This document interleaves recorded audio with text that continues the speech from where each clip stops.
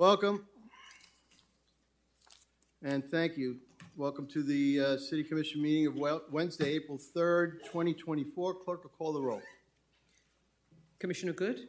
Here. Commissioner Rodriguez? Here. Commissioner Schwartz? That has a nice sound to it. Here. Mayor Castillo? Here. City Manager Dodge? Here. City Attorney I'm here. Gorin? I'm here. We have a quorum. Thank you very much. The pledge having been said, I'm told, by City Attorney, does not need to be said again? Correct, Mr. Mayor. Okay. The election results are done.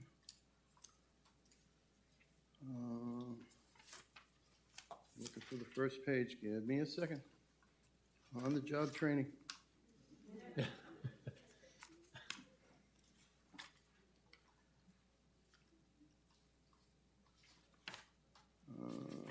Here it is. Okay.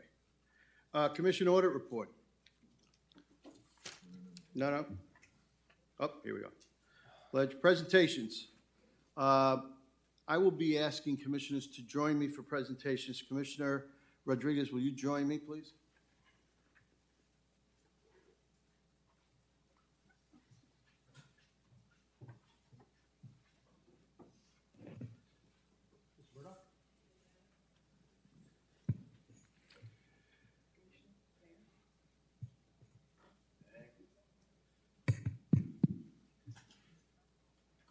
Mayor, we're going to do presentation one first. Great Yard Award, right? You are Charlie Booth? No. Great Yards Awards first. Presentation one.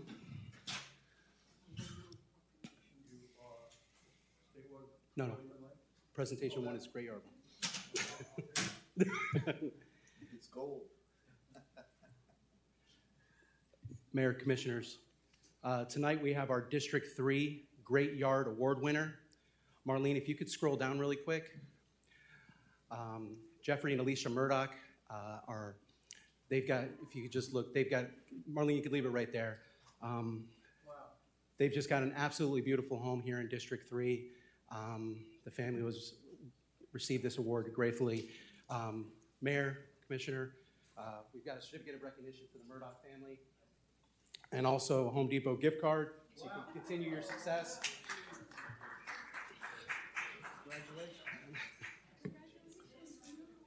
So tell us a little bit about the work you've done at your house. And so we've actually been in that house for 20 years, and my wife and I finally said we've got to fix it up. So just a lot of hard work and dedication, and we got it turned around. So I'm glad that you guys recognized us. Well, on behalf of the City Commission, everyone in Pembroke Pines, thank you for your beautiful home. You're a great neighbor. All right. Thank you.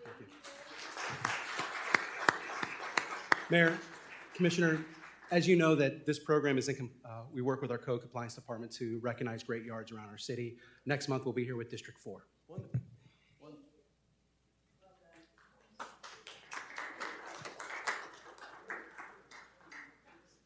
Okay, statewide guardian ad litem office. Are you all here?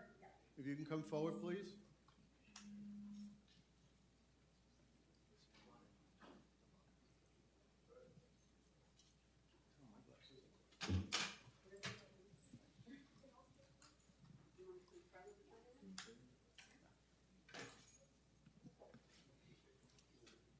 This is a proclamation of the City of Pembroke Pines for the statewide guardian ad litem office.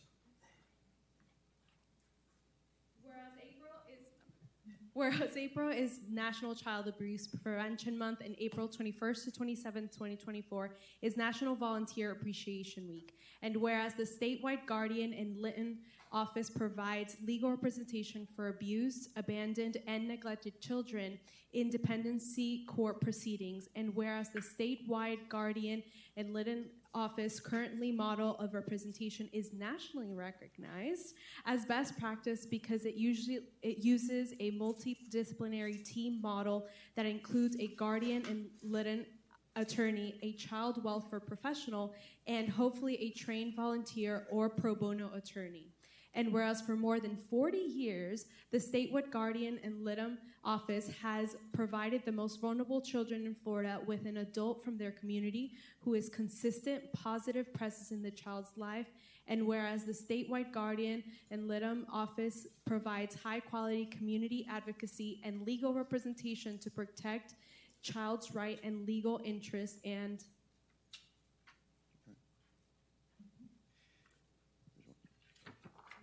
whereas for more than 30 years, the statewide Guardian ad litem office has provided independent legal advocacy for hundreds of thousands of vulnerable children throughout Florida. And whereas in 2023, the statewide Guardian ad litem office had more than 800 employees and 9,000 volunteers and represented more than 35,000 abused and neglected children in Florida. 35,000. Whereas the State Guardian ad litem office, Circuit 17, oversees a volunteer base of over 400 people and represents more than 1,350 abused, abandoned, and neglected children. And whereas the State Guardian ad litem office pro bono attorneys sacrifice time worth over $3.6 million in in-kind donations to the state of Florida. And whereas the statewide Guardian ad litem program volunteers sacrifices time and mileage worth millions of dollars annually to the state of Florida, and whereas statewide Guardian ad litem office volunteers have provided an invaluable service to dependency court judges, and whereas studies show that children with Guardian ad litem volunteer are more likely to be adopted, half as likely to re-enter foster care, and less likely to spend time in long-term foster care, more likely to have permanency planning, and more likely to perform well. Now, therefore, I, Angelo Castillo, Mayor of the City of Pembroke Pines, on behalf of the City Commission, do hereby proclaim April 2024 as National Child Abuse Prevention Month and April 21st through 27th, 2024 as National Volunteer Week in the City of Pembroke Pines, Florida, and recognizes the State Guardian ad litem office for their support that they provide to our community. Congratulations and thank you very much.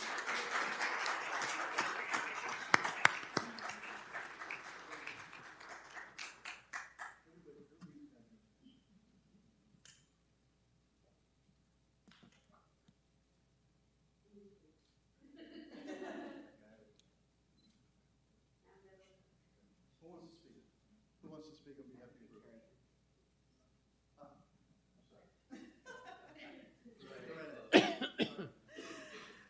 Mayor Castillo, I got the honor. Yes, I am. I've been coming to these meetings for a very long time. You've been there, and now you're still here, and now I get to call you Mayor Castillo. Yes, my dad. So this is great. So I wanted to thank each and every one of you in the community who are volunteers, and these are volunteers that actually live in your community. And for those of you that don't know, the Guardian ad litem office, we represent children in the community and in the court. So I'm not going to go through the whole thing, but I'm going to do a shameless PSA. So if you need to know more about the Guardian ad litem office, please to go to guardianadlitem.org. We need volunteers and we need mentors, and I see a lot of officers, and is there any firefighters? We need mentors. We need mentors for our kids. So if you don't have the time to actually take a case, come and join us and be a mentor. And if you are an attorney, yes, we have a spot for you. We're looking also for pro bono attorney. So come and join us and make a difference for our children. As we spoke about, we have over 1,300 children in Broward County that needs you. So do the math. We only have a little over 400 volunteers. So, and I'm going to advocate for Pembroke Pines. There are about probably 30 of you that are actually volunteers in the city of Pembroke Pines. Let's see if we can move that number to at least 50. So thank you again, and thank you, our volunteers, for all that you do. We appreciate you, and our kids do too. Thank you very much. Thank you. Thank you, Commissioner. Commissioner Schwartz, would you join me, please? Sure.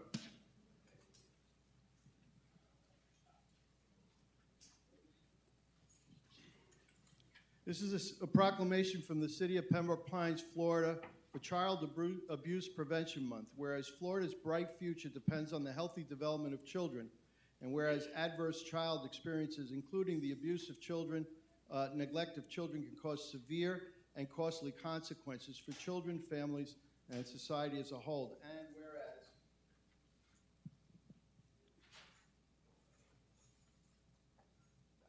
Okay, perfect.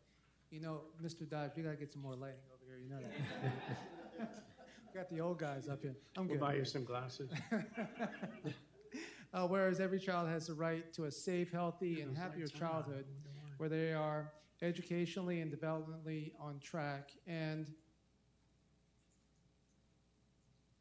whereas research shows that parents and caregivers who have support systems and know how to seek help in times of trouble are more resilient, better able to provide safe environments and nurturing experiences for their children. And whereas it is vital that individuals, businesses, schools, communities, organizations make children a top priority and take action to support the physical, emotional, and social and educational development and competency of all children. And whereas during the month of April, Prevent Child Abuse Florida, in collaboration with the Florida Department of Children and Families and Ounce of Prevention Fund of Florida, implements Pinwheels for Prevention. And whereas Pinwheels of Prevention is a statewide coordinated campaign aimed to increase the awareness of child abuse prevention efforts by encouraging healthy child development, positive parenting practices, and community support. And whereas the blue and silver pinwheel displayed in this campaign symbolize the health and happiness of all children and the happiness they deserve. And whereas Child Abuse Prevention Month is an important opportunity to urge all Floridians to engage in activities that strengthen families and communities and that provide the optimal environment for healthy child development. Now, therefore, I, Angelo Castillo, Mayor of the City of Pembroke Pines, and on behalf of the City Commission, do hereby extend support to all observing April 2024 as Child Abuse Prevention Month. Who's here to? Okay.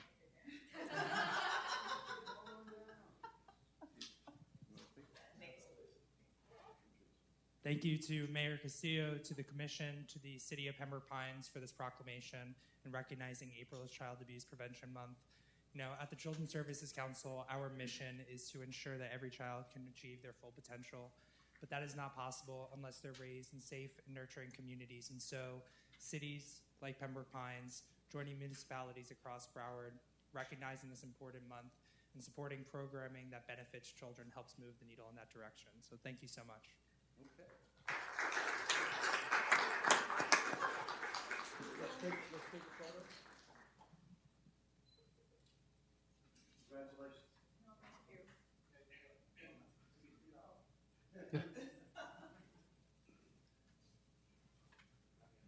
No problem.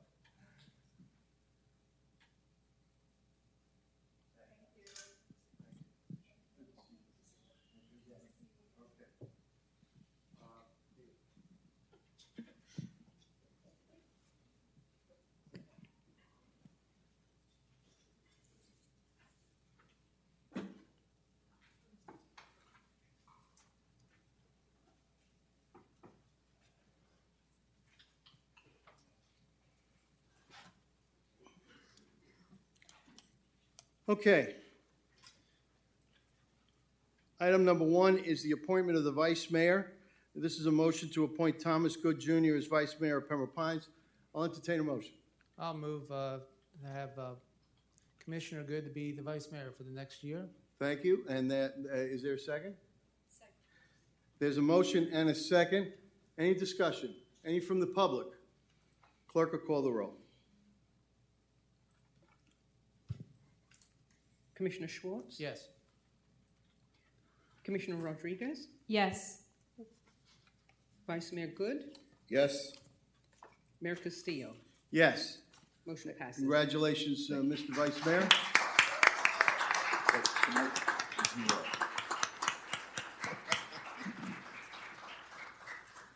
Okay, before we move forward, I had some organizational announcements to make. I have asked, the first is that I've asked City Manager Dodge, just after the pledge at every City Commission meeting, to organize to make sure that we have a young person, a student who is a musician, to perform the national anthem for us before we move on. We'll remain standing for that. City Manager Dodge is assigning that to staff. They're working with the principals. And I think it'll be a nice touch for the commission meetings to have the national anthem played by a young person every meeting. And without objection, that will happen. Going forward, though this has been the tradition here in Pembroke Pines, there will be no need to go through the chair in order to ask the city manager or the city attorney a question. You will not see that anywhere in Robert's Rule of Order, and I don't think that you need my indulgence in order to ask a question. So if you have a question that you wish to pose to the city manager or to the or through him to staff or directly to the city attorney, just say I have a question for them. There'll be no need for going through the chair for that purpose. I will be asking commissioners, as I began today, to join me regularly in making presentations. I think that's the collegial thing to do. These presentations are signed by me in my capacity as mayor, but they represent the will of the city commission in terms of proclaiming these different events, these months, and so forth. And I think it's appropriate to have commissioner participation in that. Vice Mayor Good, I will be asking you and all vice mayors going forward to serve as the city's delegate to the Miramar Pembroke Pines Chamber of Commerce. I will be attending their breakfast meetings at least quarterly and twice a year to update them and formally on how the city is doing and what we can do with them to advance the agenda for businesses citywide. However, having a liaison helps ensure the questions can be answered at their meetings when they come up, and with your support, we will begin that tradition this year. As to ribbon cuttings, I will be going to as many of these as I can. However, in my absence, the vice mayor, followed in priority order by the district commissioner for that business, and then by any other commissioner attending, and then by a staff member, if no commission members can attend the ribbon cuttings. But Pembroke Pines will be present at each and every ribbon cutting, and I will be signing a proclamation welcoming the business to every ribbon cutting that is done. The proclamation will not be framed. We cannot afford to frame every proclamation. However, it will be presented in a folder, and you will have something to read, or I will have something to read when we attend ribbon cuttings. There will be a Monday evening memo to commissioners setting forth the questions and answers they had to agenda items without naming who submitted the question. This is an important component to preparedness for our discussions here. It is a practice that is followed by Broward County. There is an AGO opinion as to how it is that these memos are to be produced so as to steer clear of any sunshine issues. The city manager and city administrator and city attorney have been briefed on that. What it requires is that when you have your agendas, that you submit your questions in writing or telephonically, if you wish. If you submit them in writing, they will be transcribed into the memo without attribution. If you submit them by telephone, staff will then have to transcribe them. This is important in terms of upholding staff morale. Staff have complained to me that they feel a little put out when a question is asked of them that they could have answered it had they known the question in advance. It will help all commissioners and the public to be better aware of what these issues are. And I've spoken to the city manager and city attorney about that, and they say in my prerogative as chair, I can make that request. So starting with our next city commission meeting, there will be a Monday night memo. It'll also be a public document. I'm asking the clerk to make sure that there is a copy of the Monday night memo in front of us at the dais at each of the city commission meetings. And occasionally, I suppose, there might be an amendment, and that amendment be in hard copy before us as well in the event that commissioners' schedule doesn't allow them to check their emails before the meetings. The best way always to deal with this is to submit your questions in writing. We get our agendas on a Thursday night, so there's really no reason why that can't be done in time for the Monday night memo. Originally, this was scheduled to be a Tuesday night memo. The manager asked if he could do Monday night. Let's try Monday night. If it becomes a problem, we'll make the adjustments as necessary. Accuracy and decorum. The decorum rules will be followed and enforced by me or any commissioner. Accuracy in statement when presenting discussions at commission meetings is essential because otherwise a member might assume certain facts to be true when in reality the statement, well, could be inaccurate or a misstatement. City Commission has had that in the past, and I ask that all members of the commission take great care, and I will, for my part as well, when presenting information to ensure that the statements made are correct. The chair reserves the right, as does any member, by point of clarification, to be recognized for the purpose of clarifying any perceived misstatement. I hope this happens very, very, very infrequently. Anyone can make a mistake or misremember something, but getting the facts clear is of indispensable value to good decision making, and that is something that we need to be doing going forward. As I mentioned in my opening remarks when I was sworn in, I will be calling a number of town hall meetings citywide very soon to begin the process of collecting information from them, the residents and stakeholders, business stakeholders in our city, that can be used in and inspire a comprehensive strategic plan for staff and commission review and adoption. These meetings will be posted. Every commissioner will be invited to attend. The practice of commissioners not being allowed to speak at town hall meetings is no longer effective. I never quite understood that because the point of posting the meeting is so that commissioners can speak. So the meetings will be posted and sunshine law for precisely that reason. So you may absolutely greet the public when you go to a town hall meeting, and if you have a comment to make, you should. For my part, when I'm at a town hall meeting, if a commissioner is present, I'm going to ask you to greet and say hello. And if you have any comments to make, you'll be allowed to make them. Assignments. I have some suggested assignments for us. There's only 4 of us now for the time being, so I have some suggested assignments. Vice Mayor Good was named the MPO representative by the last commission unanimously. I support that. I think he's going to do a great job. He's going to keep us posted about what goes on at the MPO in terms of anything impacts that are important countywide, and certainly anything related to Pembroke Pines. But I think it's appropriate for us to ratify that appointment because it was made by the last commission. This is a new city commission, and I'm asking your support. And at some point, there should be a motion to ratify that appointment. So moved. Let's get through all of it, but thank you. I will come to you. Thank you. Commissioner Rodriguez, I suggest that you serve as the city's delegate to the Florida League of Cities, the Broward League of Cities, and as well as a voting member of the League Trust Fund. That responsibility was held by another commissioner, and if you're willing, I think that would be a good suggestion. I will be asking for motions on all this. Commissioner Schwartz, I suggest that you serve as the alternate member to the Broward League of Cities and to continue your work on the Audit Commission and to serve as the appointee to the Affordable Housing Council. I did not know that you had an interest in the Raising Positive Children thing, but if that's your interest, I'm happy to ask you to do that.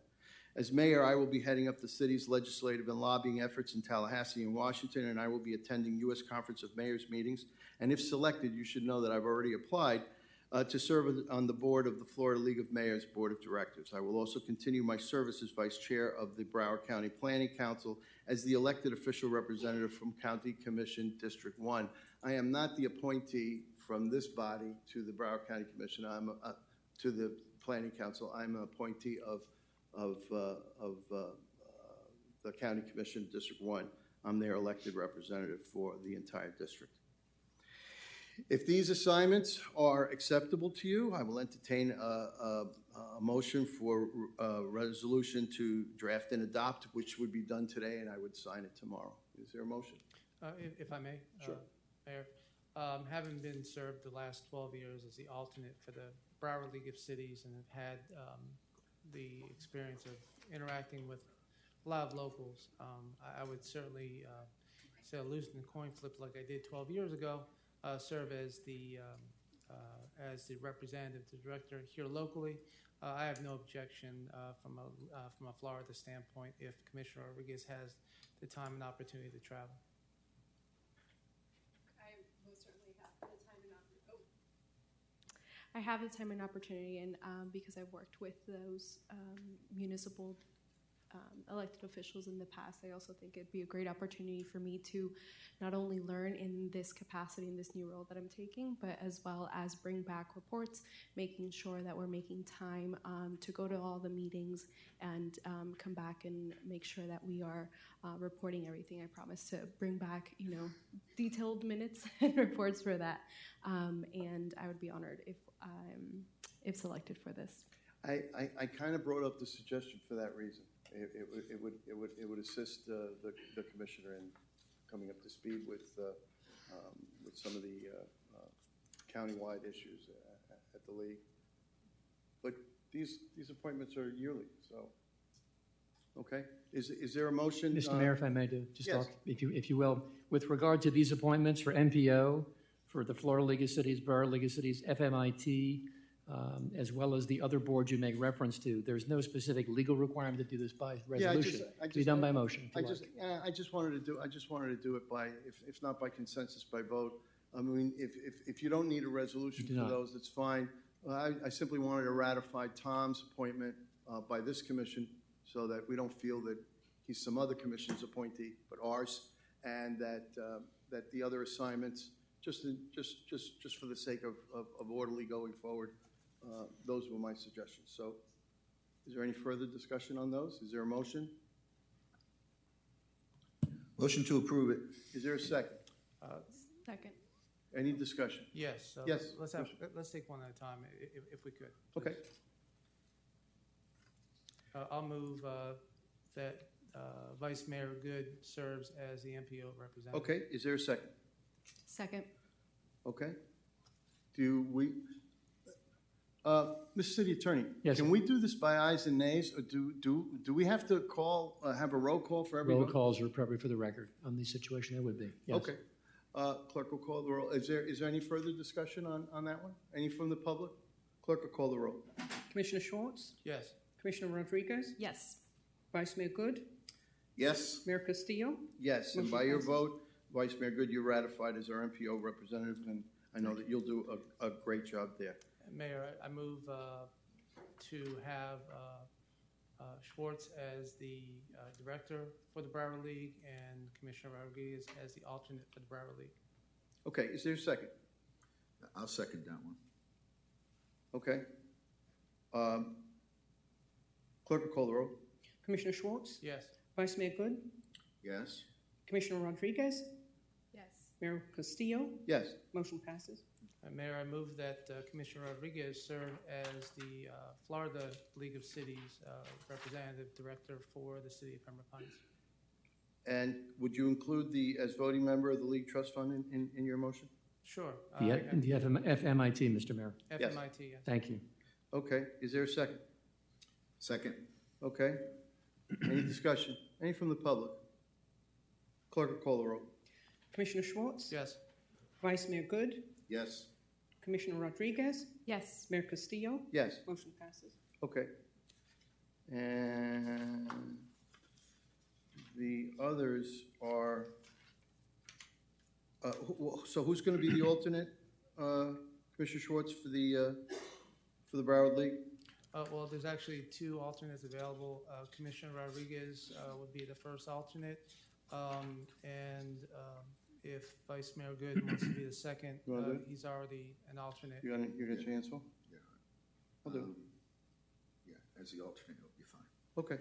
So the alternate is Commissioner Rodriguez for the Broward League, and Vice Mayor Good. Is that your motion? It would be the second alternate for the The second Broward League. alternate. Mr. Okay. Mayor, just to correct, item number 12 actually addresses that specifically. Yeah, I know. We're just taking care I of it know. now. Is there a second? Yeah, second. Okay. Any discussion? Any from the public? Seeing none. Clerk will call the roll. May I ask who moved the item? Commissioner Schwartz. Thank you. Commissioner Schwartz, Yes. Vice Mayor Good, Yes. Commissioner Rodriguez? Yes. Mayor Castillo? Yes. Motion passes. Okay, so that's that for that. And those were the items that I had. Now, we turn to discussion and possible action, the appointment of interim commissioner for Pines District 4. Mr. City Attorney, can you walk us through this, please? I can. Under the city's charter, that's section 3.11, referencing vacancies, forfeitures of office, and filling of vacancies, subsection D of 311 says the following. Excuse me. Unless otherwise provided for by law, if a vacancy occurs on the city commission, the remaining members of the city commission may, by majority vote, appoint a qualified individual to fill the vacancy on an interim basis. The city commission shall adopt a resolution setting forth the process of appointing an interim member of the city commission pursuant to this section. So as a matter of law in the city, there is currently a special election call for November the 5th, to fill the District 4 vacancy created by the resignation of Mayor Castillo, who resigned to run for his current mayorship seat here on the City Commission dais. There's been a qualifying that's open and closed. For the record, there's an election scheduled for November the 5th as a special election, which has been consented to by the Supervisor of Elections. This issue is an interim step. This is a step which would fill, on a temporary basis, the District 4 seat in the context of an interim position, which the City Commission has the option, and it says may, it's not mandatory, but it is in fact in the charter, and allows this commission to make that decision to fill a vacancy currently existing in the District 4 seat by appropriate resolution, which would set forth the meat, so to speak, of the decision, how you would go into the process of selecting that person to sit in that seat. So that's your prerogative. It's not elected by the voters, it's elected by you. That's the short of it. So I'm not going to do this too often, but I'd like to speak first on this item because I spent a lot of time looking at it. And it seems to me that there are just a handful of ways to proceed. One way to proceed is the way the city has historically done it in certain occasions, which is that a motion is made, it's seconded for a particular individual, and there's a vote. If the individual gets, if that individual gets 3 nods, that person becomes the interim commissioner, and that's one way to do it. Another way to do it is by holding a process, and that has also been held here in the city of Pembroke Pines, where we put out, the clerk will advertise that there is a vacancy that can be filled on an interim basis for a city commissioner in that district. People apply for that position. I think the rules now change a little bit because it's not the same sort of application that we would take for an advisory board. So this would need to be accompanied by a resume and a Form 6. Would have to be filled out as well.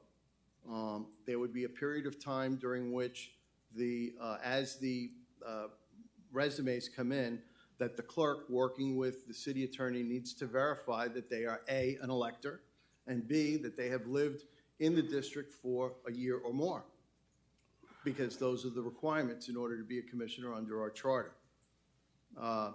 So that sort of covers the application process. Then, for the period that the person applies or are applying,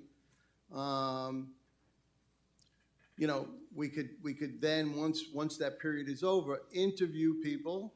There have been numerous different ways that that's been done. In some cases, the cities interview everyone. In some cases, they interview them publicly. In some cases, they interview them privately.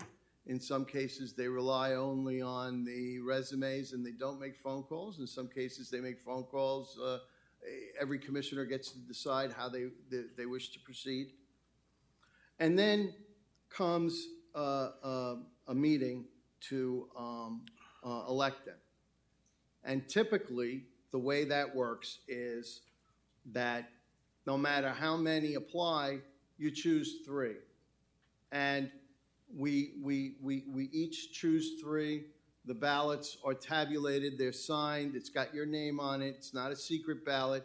In fact, I think it should be posted, how people vote. The clerk tabulates it, and the top three choices become available for the second ballot, unless three of the commissioners choose that same person.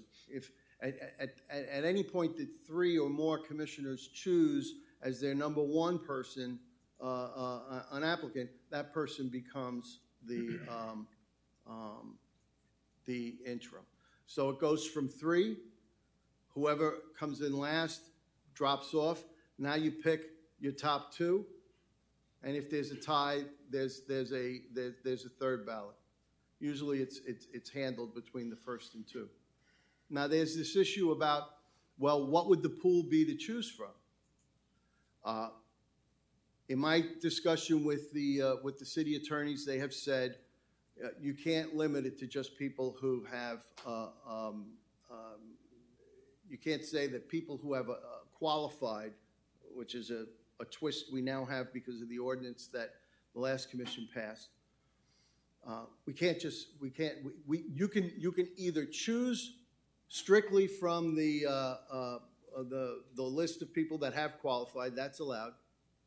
Or you have to open it up entirely, but you can't exclude the people that have applied, because then that opens up the city to potential civil rights challenges and other legal problems.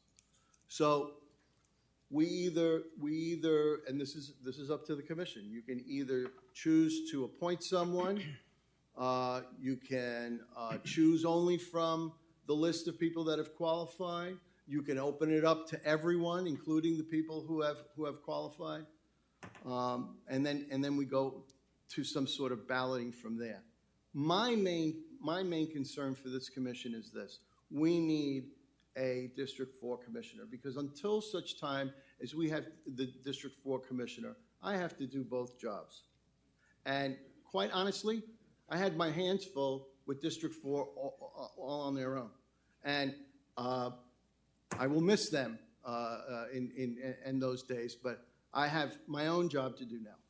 Secondly, we have a budget to pass, and I want to avoid any possibility of a 2-2 issue with a budget.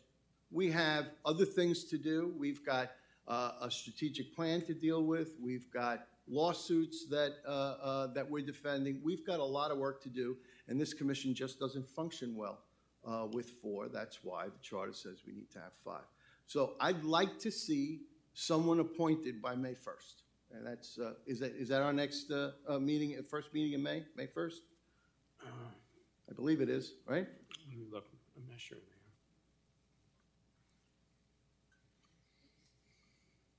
Clerk says yes. Yes, May 1st. Okay. So that's my goal, and I hope that you'll join me in that goal.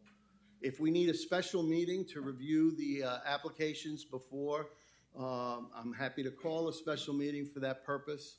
But I see no reason why we can't choose a method to move forward with this evening, to direct the clerk to begin doing whatever the clerk it is that they have to do, or to select someone today and get this thing done in April so that we can appoint someone on May 1st. So those are my comments. What is your pleasure? I see Commissioner Rodriguez is ready to make a motion. I feel much more comfortable with the idea of going through a process. Okay. Making sure that what you mentioned, so the interview and application may be similar to the ones that we have for advisory boards, maybe a tad more extensive, since we will be having them on the dais alongside us. Resume, and I would like to add a light background check just to make sure that we have all the information necessary to make a decision.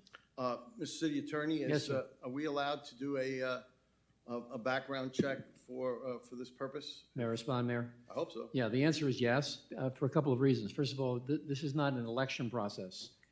Under the charter, to run for office on this dais, you have to be 18 years of age and be a voter in the district or in the city as a whole if you're running for the mayor. And you have to meet the residency requirements. But in this situation, it's not the voters making the decision. It's you, the commission, that are making a decision to fill that seat with someone of your choosing. The answer of which would permit you, if that be your process, and the charter contemplates a resolution setting forth that process, how to approach that. And if that, in fact, is a component of your decision-making and would help you to make a better decision, it is a public process, clearly and unequivocally. Whatever anyone's background check would reveal is all public. So if an applicant would have issues with that, so to speak, they shouldn't apply. Anybody So- have a problem with the background check for the applicants? I see no objection, so okay. Commissioner Rodriguez, continue. No, I think that was it. I think we do include those qualified candidates and expand it to a greater pool even, just to, in the possibility of not giving someone the, I guess, the leg up to be a past commissioner. Okay. Anyone else want to be heard on this? Commissioner Schwartz. Just one question. Do we get to do the same background check? We do not. We're elected by the public. But, I mean, if we're going to ask an applicant, certainly, I think we should predispose ourselves to be under the same thing that we're asking somebody else to do. Sir, if you wish to bring that up as your own item, but right now we're talking about a background check for the people that are applying for the interim position. Okay, Do you have anything else on that point? Well, I think the point's being made. I think that the political process in November should see itself through. Okay. And I don't think, I don't foreshadow any difficulties with budget. I know that, at least from a historical perspective, there's enough time. I asked for a visioning session before the next meeting. There's time to hear what we want to bring to the table, what the manager can do. There should be no surprise come June of what that trim notice should be. There's an expectation that our fire contract is done before we get to the trim notice. We should know where the financials are. Because if we're debating what the trim notice should be at the second meeting of June, then we haven't done our job tonight.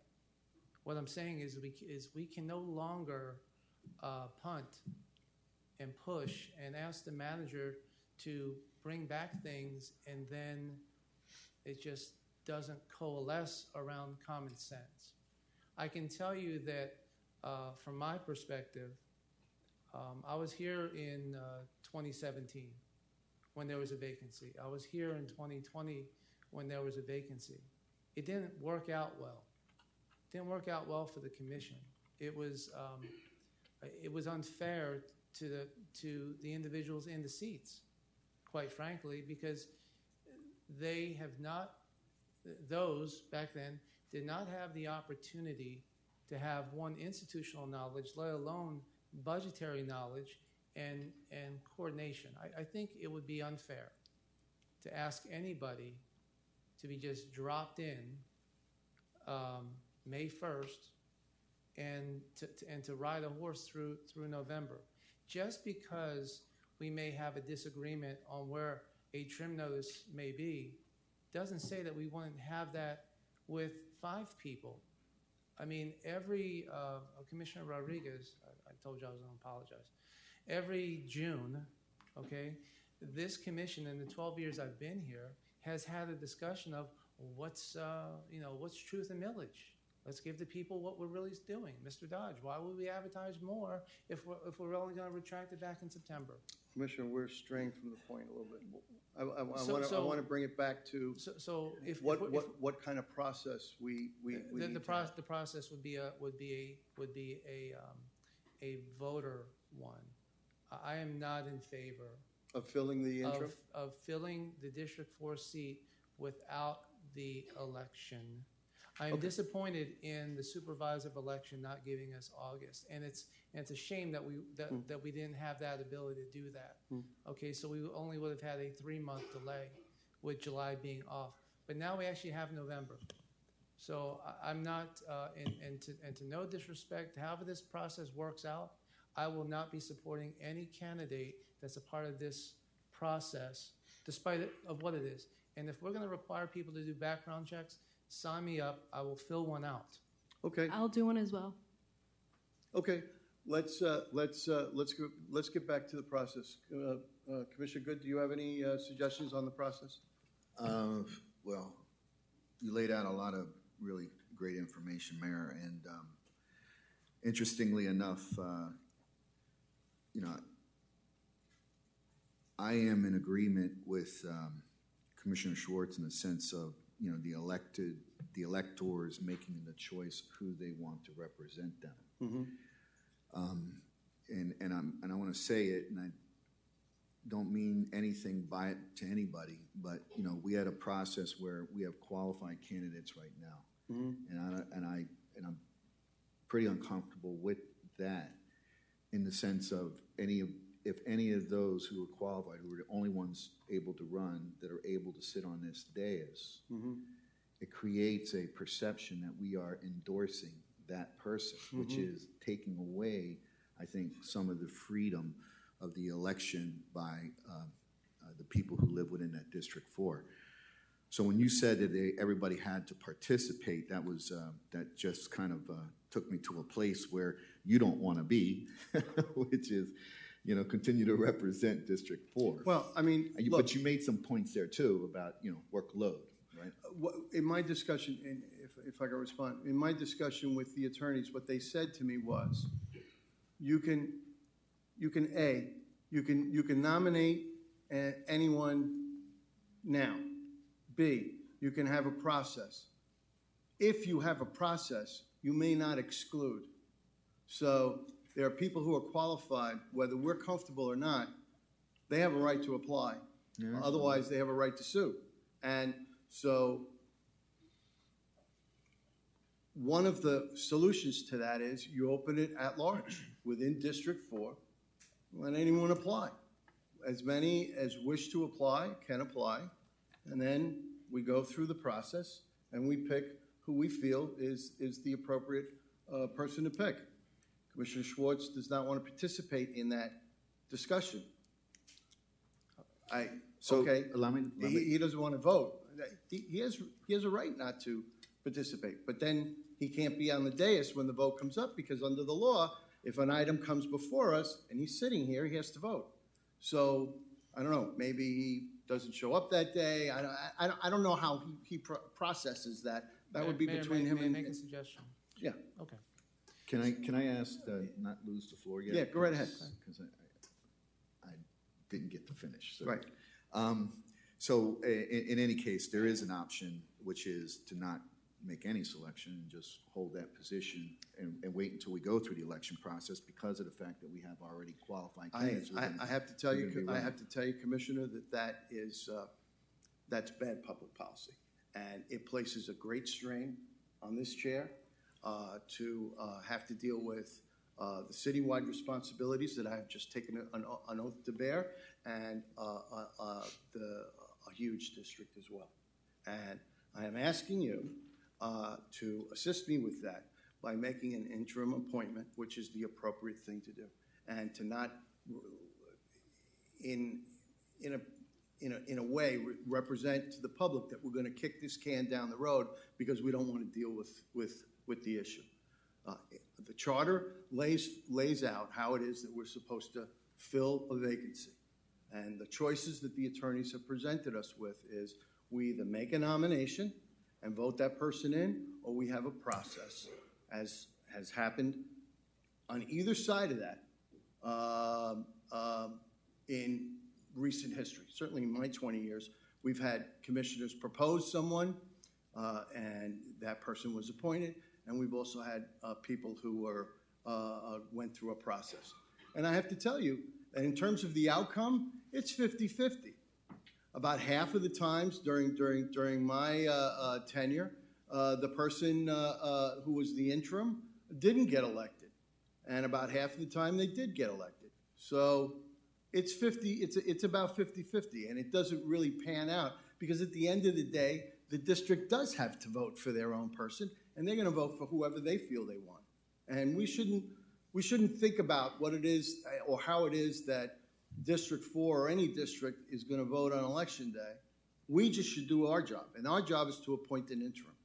So I'm asking you all, if you want to have a process, have a process. If you want to have an appointee, make a nomination. But we need to bring the plane in for a landing, and we shouldn't drag our feet with it. So if I may finish then. Yes. Thank you. I have several thoughts then on that too. I mean, if anything, if we are going to move forward with an appointment, I mean, I understand your perspective, and it does differ with my perspective. But if we are to move forward with a appointment, as you speak, there's some things that you made reference to, which was very interesting, particularly the Form 6 process. Somebody, you know,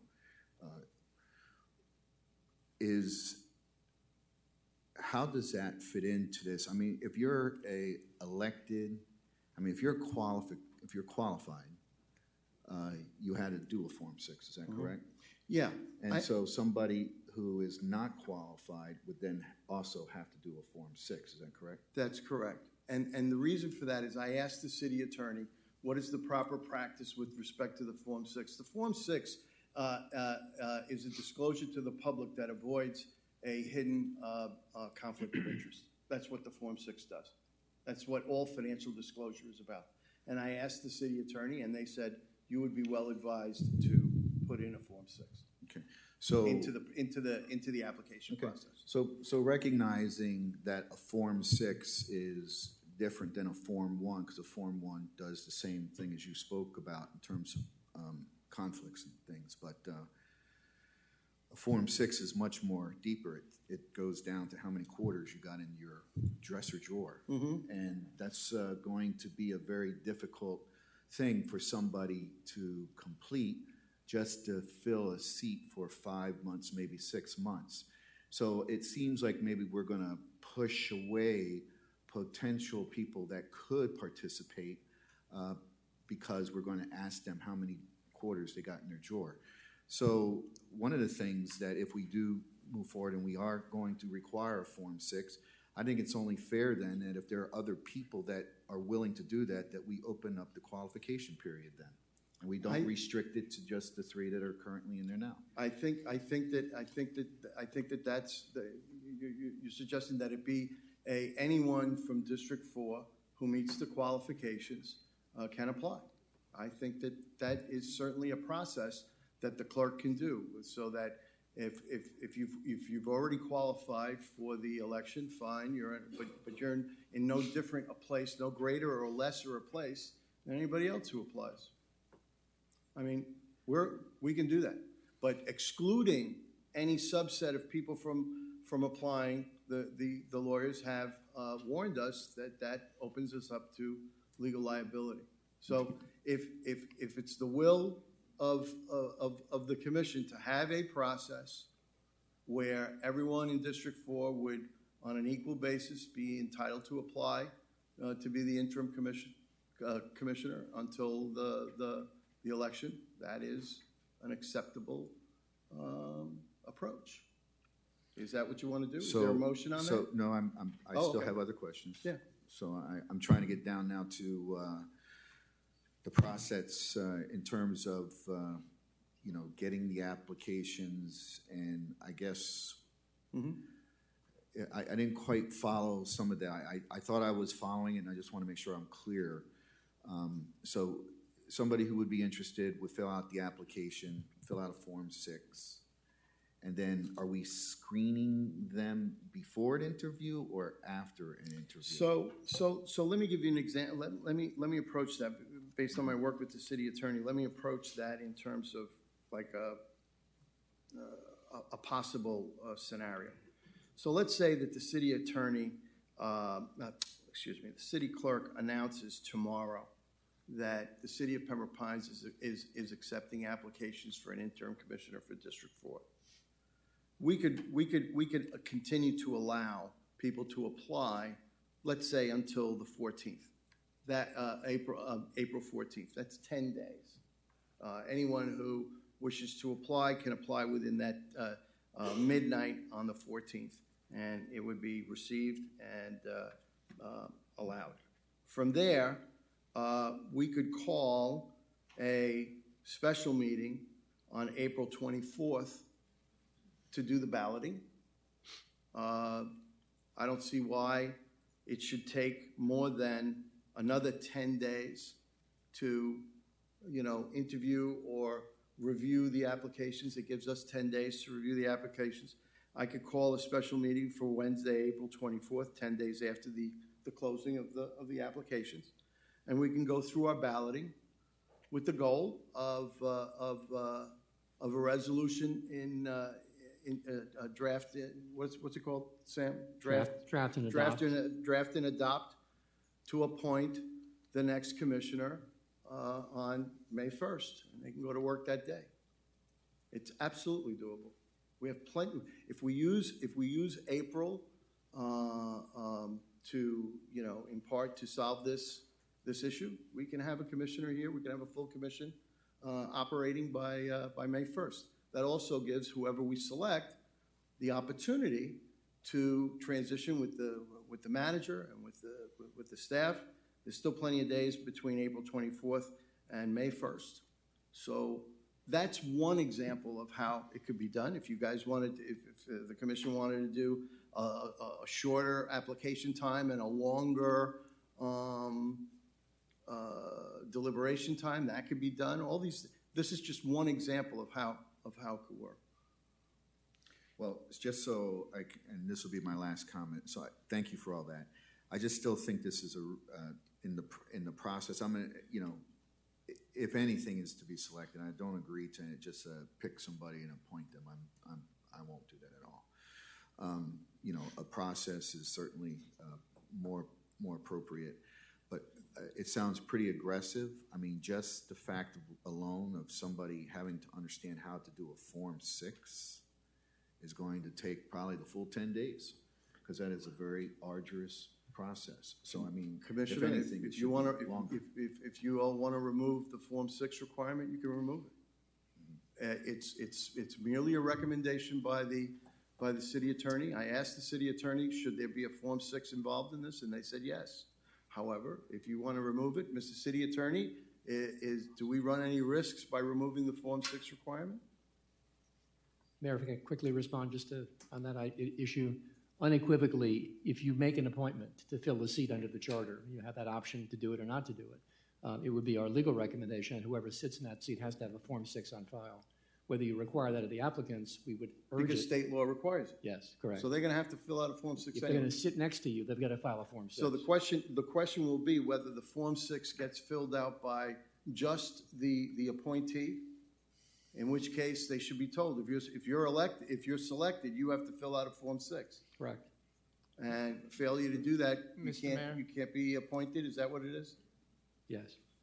Mr. Commissioner Good, are you done? Yes. Mr. Mayor? May I? Yes. Let's go to Commissioner Schwartz first. Okay. I'll be as succinct as possible. If a Form 6 is withheld Mm-hmm. and a selection is made, Mm-hmm. and then we find things in the Form 6 that doesn't wet your beak, it's too late. They're seated. I don't know what you mean by what They might can't be. be removed. What I'm saying is that the public has a right to know. All of us up here were vetted in a very open process.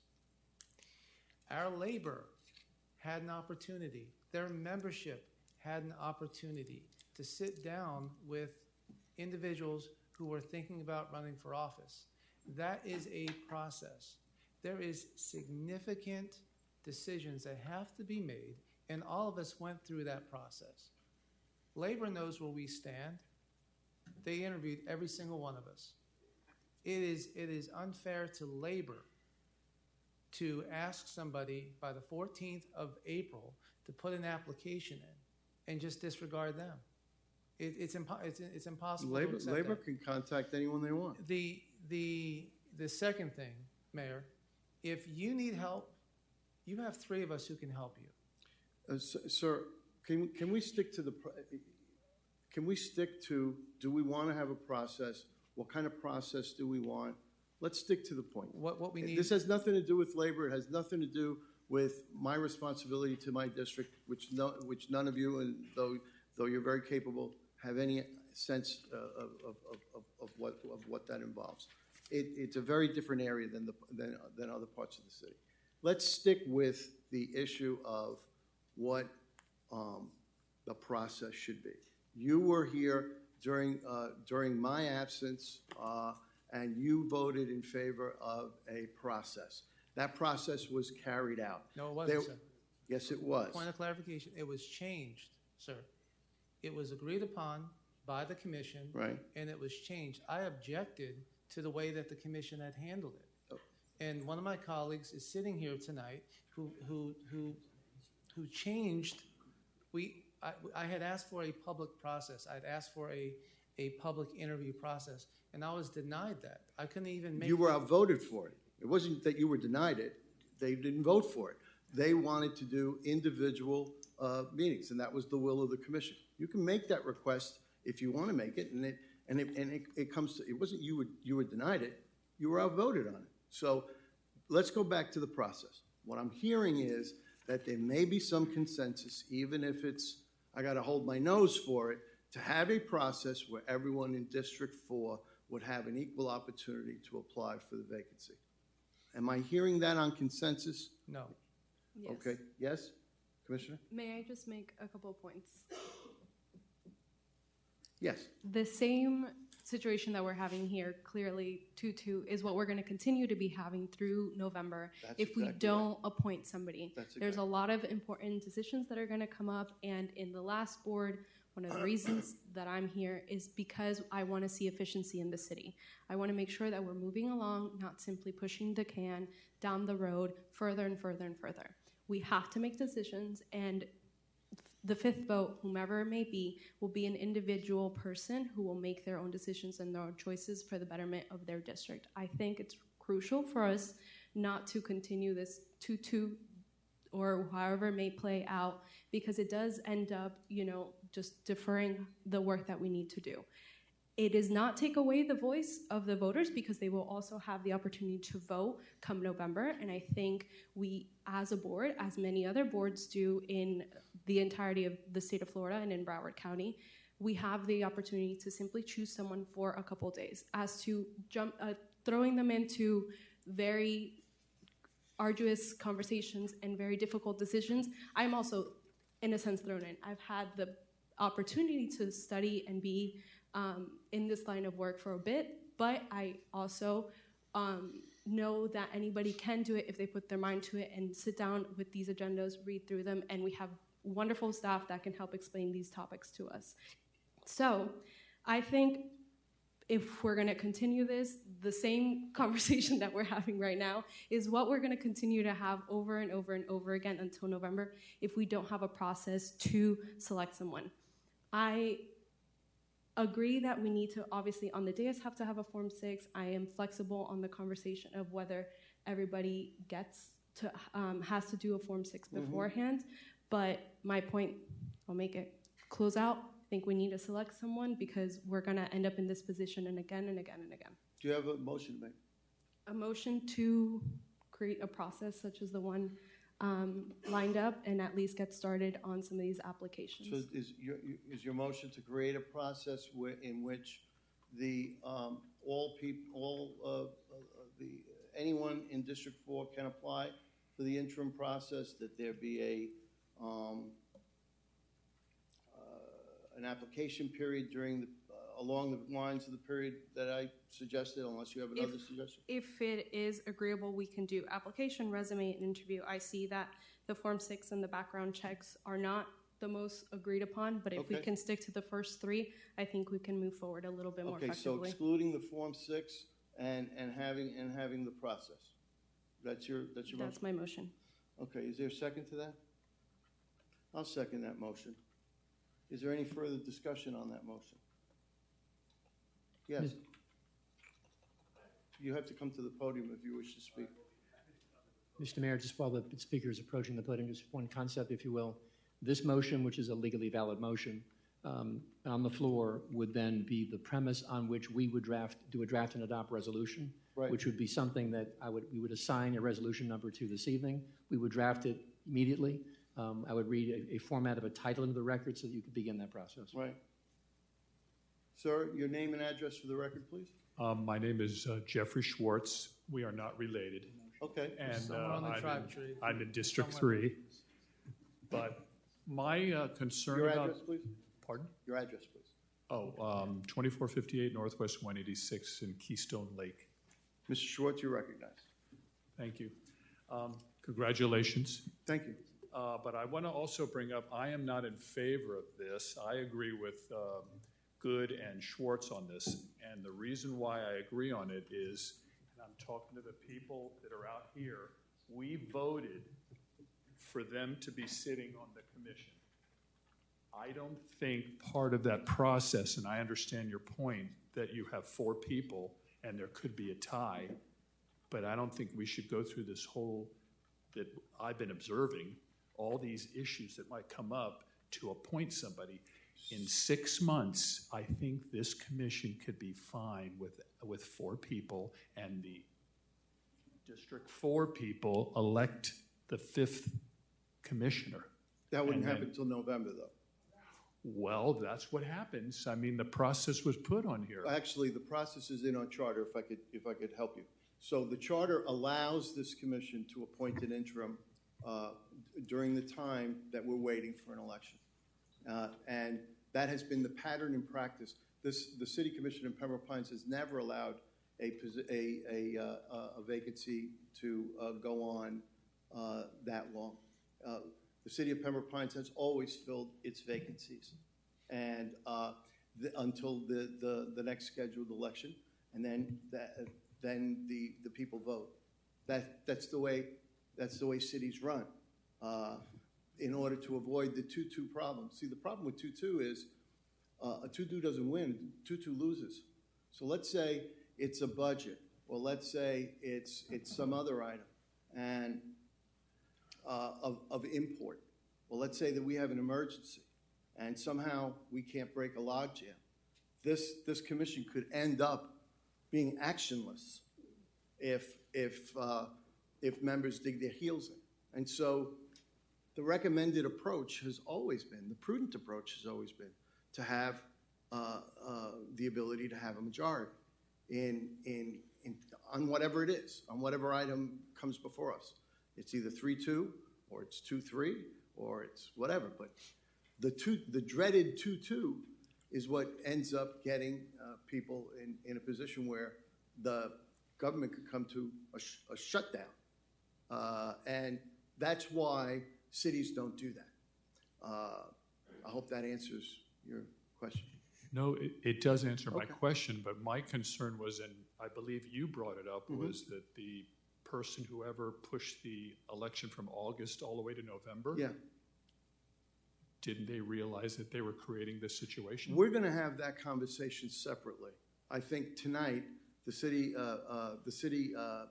attorney is going to talk to us about the supervisor of elections and the sort of soup that we're in right now. But the issue before us right now isn't the election. The issue before us right now is the appointment of an interim. Okay? Okay, but I'm agreeing with the ends As to keep well, it at 4. and you're Okay. entitled to do that. Thank you for your testimony. Mr. Mayor, I have a Does question anyone else, for the hold on a city second. attorney. Does anyone else wish to speak? Merv?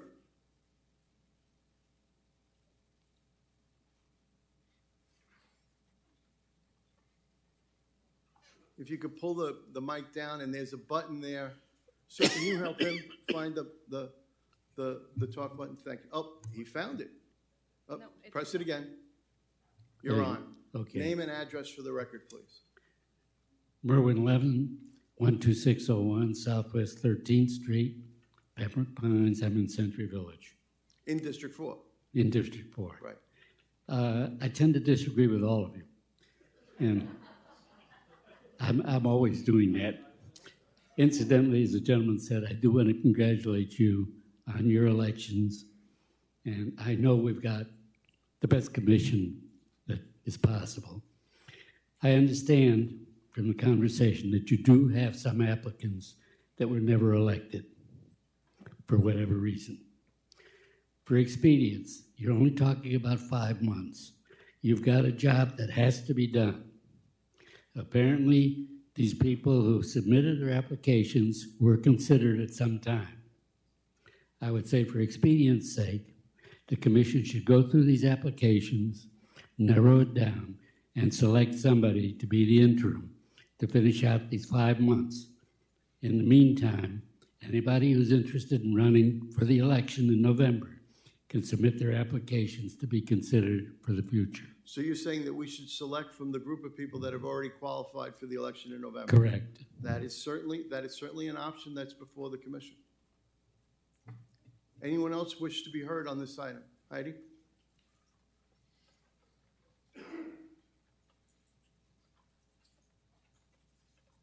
Heidi Jones, 869 Northwest 208 Way in Malibu Bay, formerly District 4, but was redistricted into District 3. And I think you're overthinking this way too much, and that we're in a unique situation here with that our new mayor has been the District 4 commissioner for, what, 20 years? Yeah. And we should take advantage of that for this interim process. No, I'm not going to say stay. If he knows the leaders, the community, the people that contribute the most to the community in District 4, he could name half a dozen people off the top of his head who would be great in this position. And I think we should take advantage of that. And just as an expediency in mind, that would, I would be comfortable with he's our mayor. I absolutely trust his opinion on his constituents. And to go through this whole process, because I remember, as Commissioner Schwartz said, the process did not work so well last couple of times. The people weren't happy. Nobody was happy. It didn't work at all. So I'm not really anxious to go through that again and watch that happen and to have no say in what's happening there. I would feel much better having the nominees, or even just one nominee, come from someone who knows District 4, and let's get them up here. We don't want that to lock up to cause us problems. We have a great new commission. Why go through that process of locking things up? It's just doesn't make sense to me. I think you've got the great opportunity here. Let's just take advantage of it. Let's just have him suggest someone or several people to choose from, and let's get on with it. Let's get them there for the next few months, and let's get to work. I appreciate your testimony. I want to remind the public that, and I thank you, Heidi. I want to remind the public that you're being asked to speak now on a motion that's been seconded to create a process. That's what the motion is to create a process through which anyone in District 4 could apply for the interim position. That's the motion in front of us right now. Does anyone else wish to speak? I see Mr. Carrero and I see Ms. Butarik. Anyone else? Those will be the last. And I see. Mr. Mayor, I have a question for the city attorney. Lorna, that may bring some clarification for the members of the public. Hold on a second. We'll talk as soon as we're done with the public comment.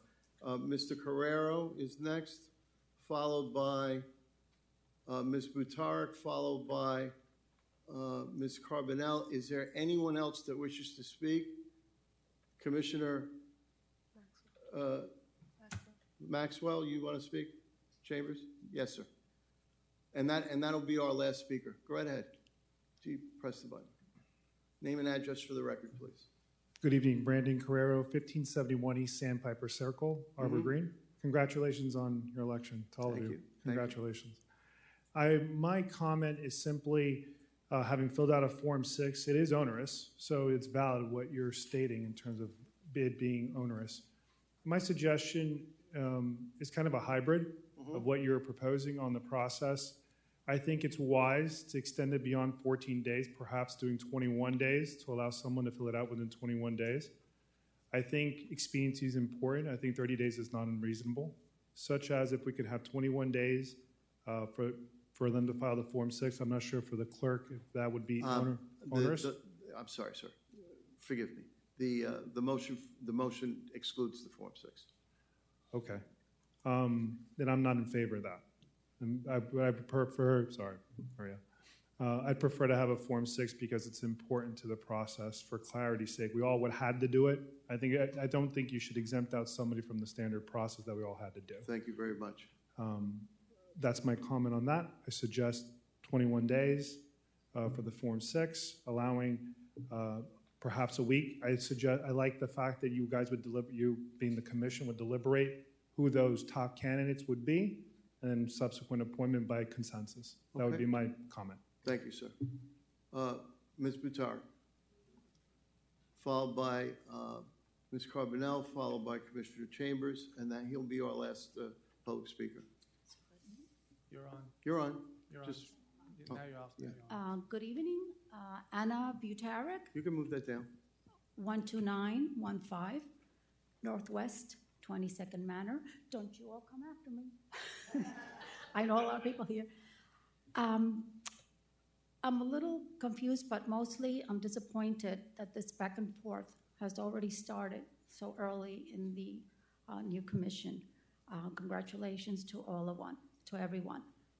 But it is my understanding that the Broward Supervisor of Elections had said that you cannot have a special election to fill District 4 commission. Is that correct? No.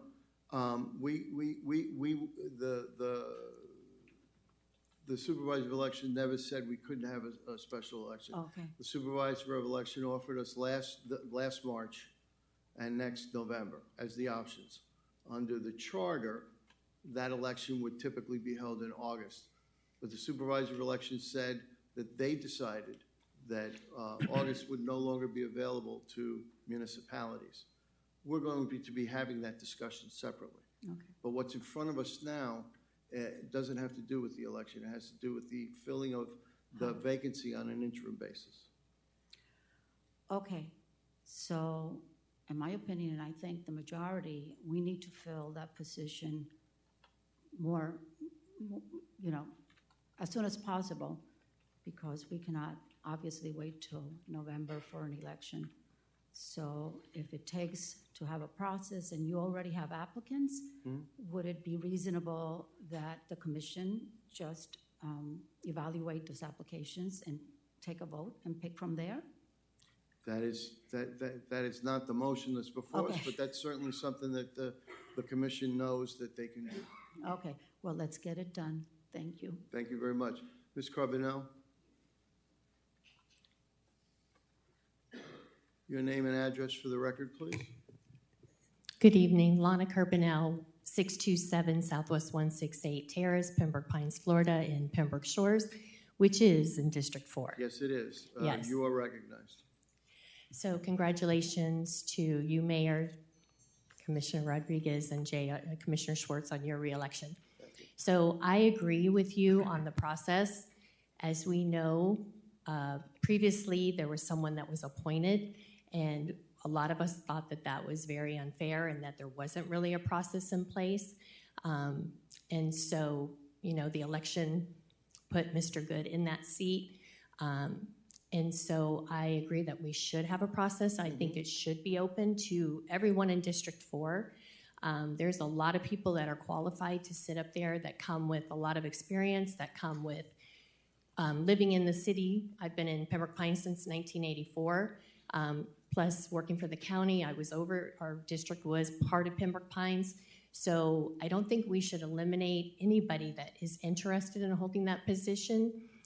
Yes, we do have people that have qualified for the November election, and you know what? They need to be out knocking on doors and spending their attention meeting the residents of District 4 so that when that November ballot does come up, we choose the best person to represent us going forward, and allow people that would love to sit up there and make a difference and it's really more than 5 months, it's like 7 months if you start May 1st, the election's November 5th, and just let that process work itself out. So you're speaking in favor of the motion? Yes, absolutely. Thank you very And much. we all do background checks, or most of us do, for the companies that we work for. Mhm. So we should not be afraid of doing that. And if we have to do a Form 6, then we have to do it, whether we do it before or we do it after. You know, I'm fine. I'm with that. Thank you very much. Commissioner Chambers, you're our last speaker on this, and then we're going to bring this plane in for a landing. Thank you so much. Maxwell B. Chambers, 84. I have a blackout for my address. Miramar City Hall. Go right ahead. City Hall, 2300 Civic Center Place. Thank you, sir. Miramar, Florida, You're 33025. Thank you. Congratulations, Mayor. Thank you. On your election, and congratulations, Ms. Rodriguez and Mr. J. Swat. Congratulations, City Clerk, Attorney, Mr. City Manager. Just a suggestion. Maybe if the person that would be appointed would not be allowed to run in November, that might help a little bit. That's never been allowed. The city attorney has explained that even if a person agreed to those terms, they would not be legally bound by them in any way. That simply does not work. Right. And people have a right to run, and they might run or might not run, but that should be their choice under the law, and that's the way the attorneys have. That came up once before. Okay, great. Thank you so much. Thank you. Thanks for the opportunity to be here. Okay. Beautiful. So our options are to vote on the motion that's been made and seconded, or we can defer this until the next meeting. What is your pleasure? May I ask the city attorney the question now, Mr. Mayor? You don't have Motion to to defer. You don't have to come through me. I would like to defer this for a moment. Well- I'd like to give some thought to this. Okay, but If let's I may.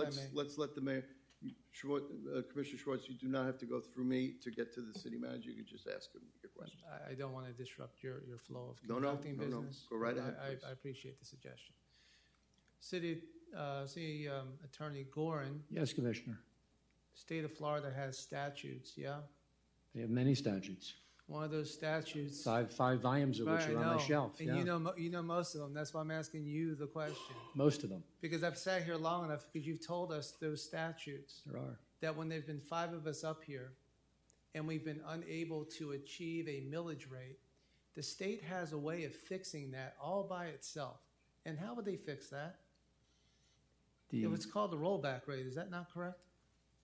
If I may, Mr. Mayor, the possibility, if on that specific question, the issue was that the city could not adopt a budget, which is legally obligated to do each year, and you could not, in fact, set a millage because you didn't comply with the statute governing that, the state would help you to get to that answer by going to the rollback rate. Sure. And city attorney, that could occur on a 2-2 tie, a 0-5, a 4-1, a 3-1, a 3-2. I mean, we're operating from the state that we can't make a decision up here. Just because there's 5 doesn't mean you get to the conclusion, because we've had some really long nights where you've had to tell us what would happen if we can't make a decision. Mhm. We've gone as late as 11:30, as a matter of fact, until 1:30 in the morning one year, from what I recall. So the state, when it comes to budget and trim notice, that's pretty clear. If the 4 of us can't Point accept, of clarification. Mr. Manager, if we went to rollback rate, how much would you have to cut out of the budget, just off the top of your head? It would be a significant amount of money. I couldn't. Upwards of 10 million? Could be, Yeah. depending upon what And the if- yeah. new values that are subscribed by the property appraiser. So we're talking about $10 million in Well, cuts. Mayor, please not. Let's not. No, Let's not thicken up the soup a little. Hold on, here. hold on. All That I'm was saying my is, point of clarification. Okay, well, my point of common sense would be that 3 votes could actually cause a rollback rate too. Sir, that's not the item before us right now. The item Well, for the before us pur- right for- now is The reason the motion. The reason why I'm asking the city attorney is I don't want to give members of the public the impression that 4 of us can't make a decision. I also want to give the members of the public an understanding that the state statutes will kick in, and we're not going to be in a crisis. There will be no government shutdown. in Commissioner Pembroke Schwartz, Pines. Commissioner Schwartz, the members of the public know very well that a tie vote doesn't mean that it would be this way or that way. It's simply a possibility. I have a motion, I have a motion to amend to include the Excuse Form me, 6. but we have a motion being made here. I have a substitute motion to include the Form 6 as part of the process.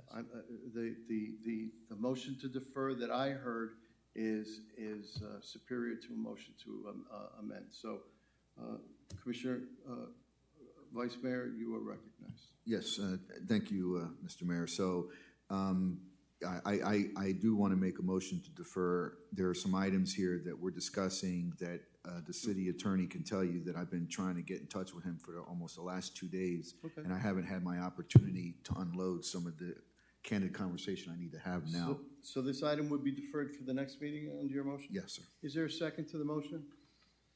I will second the motion. That is not debatable. The clerk will call the roll. On a motion to defer to the next meeting, our discussion on what to do about District 4. Vice Mayor Good, Yes. Commissioner Castillo, Yes. Commissioner Rodriguez, Yes. Commissioner Schwartz. Yes. Okay, so we'll take this up on the 24th when, is it the 24th? 17th. Excuse me, 17th, when we meet again, and I thank you for that.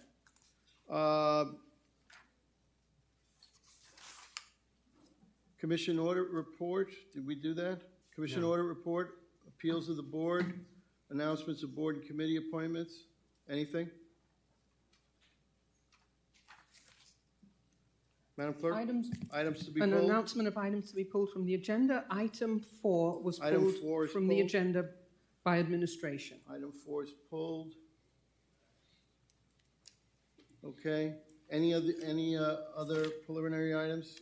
Items at the request of the public. Is there any item at the request of the public?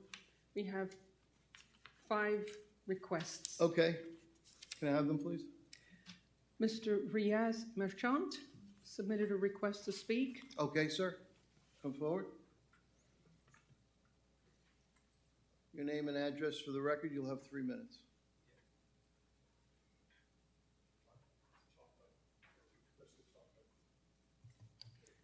Hi, my name is Riaz Merchant, 20217 Southwest 54th Place, 33332. This is Trails of Pembroke Pines. Go right ahead. I'm here today to speak about our community. I think the 54th Place is pretty famous nowadays, has been for a while, as you guys all know. I've been a resident of Pembroke Pines for 18 years, and not only I live here, but I also have my business headquartered here, one of the few tech companies that is based in Pembroke Pines. As you guys know, that a few weeks ago, the gate that's on there on 54th Place was removed. And since then, we have been seeing a tremendous increase in traffic. That place, people come there and we see big trucks zooming through the neighborhood. We walk there, we walk our dogs every day, kids are playing, people ride their horses. I think you've been there, you've seen that place. So I wanted to bring this to your attention. I think some of my neighbors have already made that point many times. Just want to bring that to your attention, that if you guys can do something to mitigate this increase in traffic, maybe add additional bumps or put more traffic signal, that's something that I feel the city can do for us. While we are looking at other solutions as a community, this is something that I would like to ask you guys to look into and see if you can do something about it. Commissioner Rodriguez, would you want to get together with this gentleman? I believe the This clerk is on has. Item 14, the speed bumps, is it not? That's the one you're regarding, right? I don't know what that was. Do you want? Yeah. So public comment isn't about an item. It's public. Yeah, comment. yes, item 14. So do you want to you want to? This is all about. Okay, please hold on to your comments until we get to that item. The public comment is typically about items not on the agenda. Oh, okay, okay. I don't. Okay, so just clarifying. you weren't aware that this was already being taken care of in Yeah. item 14, or were you? No, I came because you called my name. Okay, gotcha. So I understand. So All right. based on what you were talking about, it is something that it's going to be addressed tonight Yes. Okay. as item 14. All right. If you'd like to come back and make those Sure. remarks on Yeah. item 14, that would be That's great. greatly Yeah, appreciated. that's fine. Okay, Thank you makes very sense. much. Thank you. So holding that out, she's going to read some names. If you're here for speed humps, hold the comments, please. Who's next? I believe Gilbert Reyes, Mayor, Gilbert? is going to be Gilbert? speaking about the same item, 54th place. Hold on, Gil. Who else?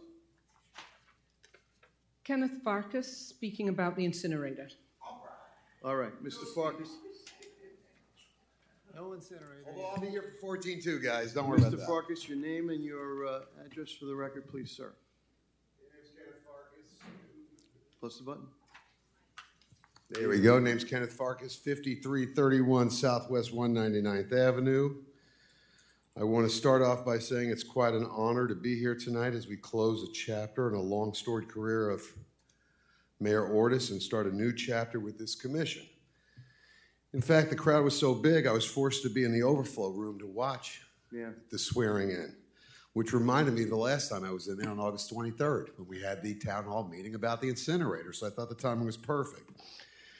As this commission looks at the important things like replacing your seat at District 4, I think you have to look at the fact that the most important legacy you're going to have here is if you put an incinerator in a city that you guys have been in control of for many years and you're new to. If we put? I think that if you permit an incinerator to be built there, you'll be the first city that ever allows an incinerator built where an existing residential community exists. You have the ability to do this. You can go to Google Maps, look up incinerators in Florida, do the time-lapse button on your Google Maps thing, and it'll show Google Earth, and it will show you that never of the 7 incinerators ever built in the state of Florida, proof, have ever been built where residents existed. Residents have come afterwards, but they knew what they were buying into. We don't have that luxury. So in that regard, with that as a note, I don't think you want to break any records with that. So with that being said, there are some steps you actually can take, and we have a new ally. The first thing I'd say is the fact that I'd love to take the steps that have already been taken really are kind of pointless because you can't deprive water to a county facility and writing a letter saying you're opposed to the incinerators and worth the paper it's written on. But there are steps you can actually take starting today. The county owns 60 acres, as City Manager Dodge will tell you, right in the path of progress, just north of the landfill. And if there's ever a plan to by the Solid Waste Committee to use that land that's vacant as part of that incinerator, you can actually put a deed restriction on that land, prohibiting it from ever being used for trash burning, trash hauling, or any associated things.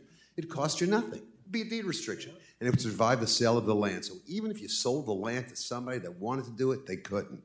You bought that land. You control the deed restriction. You could do that with nothing. Wouldn't do anything. Couldn't even be challenged. The next thing you could do is sit there and call your friend to the south, your fellow board member, Mayor Wayne Measum. You should also take notes because Miramar has made this a citywide project in their mind, as opposed to leaving it to individuals to start these incinerator bans. There's the mayor, your friend, who you always comment on next door, out there front and center, social media, going to meetings and everything else. I challenge you to do the same thing. You should make this a thing of the city. You should be on social media. You should be visiting, but not for Miami-Dade County, but for Broward.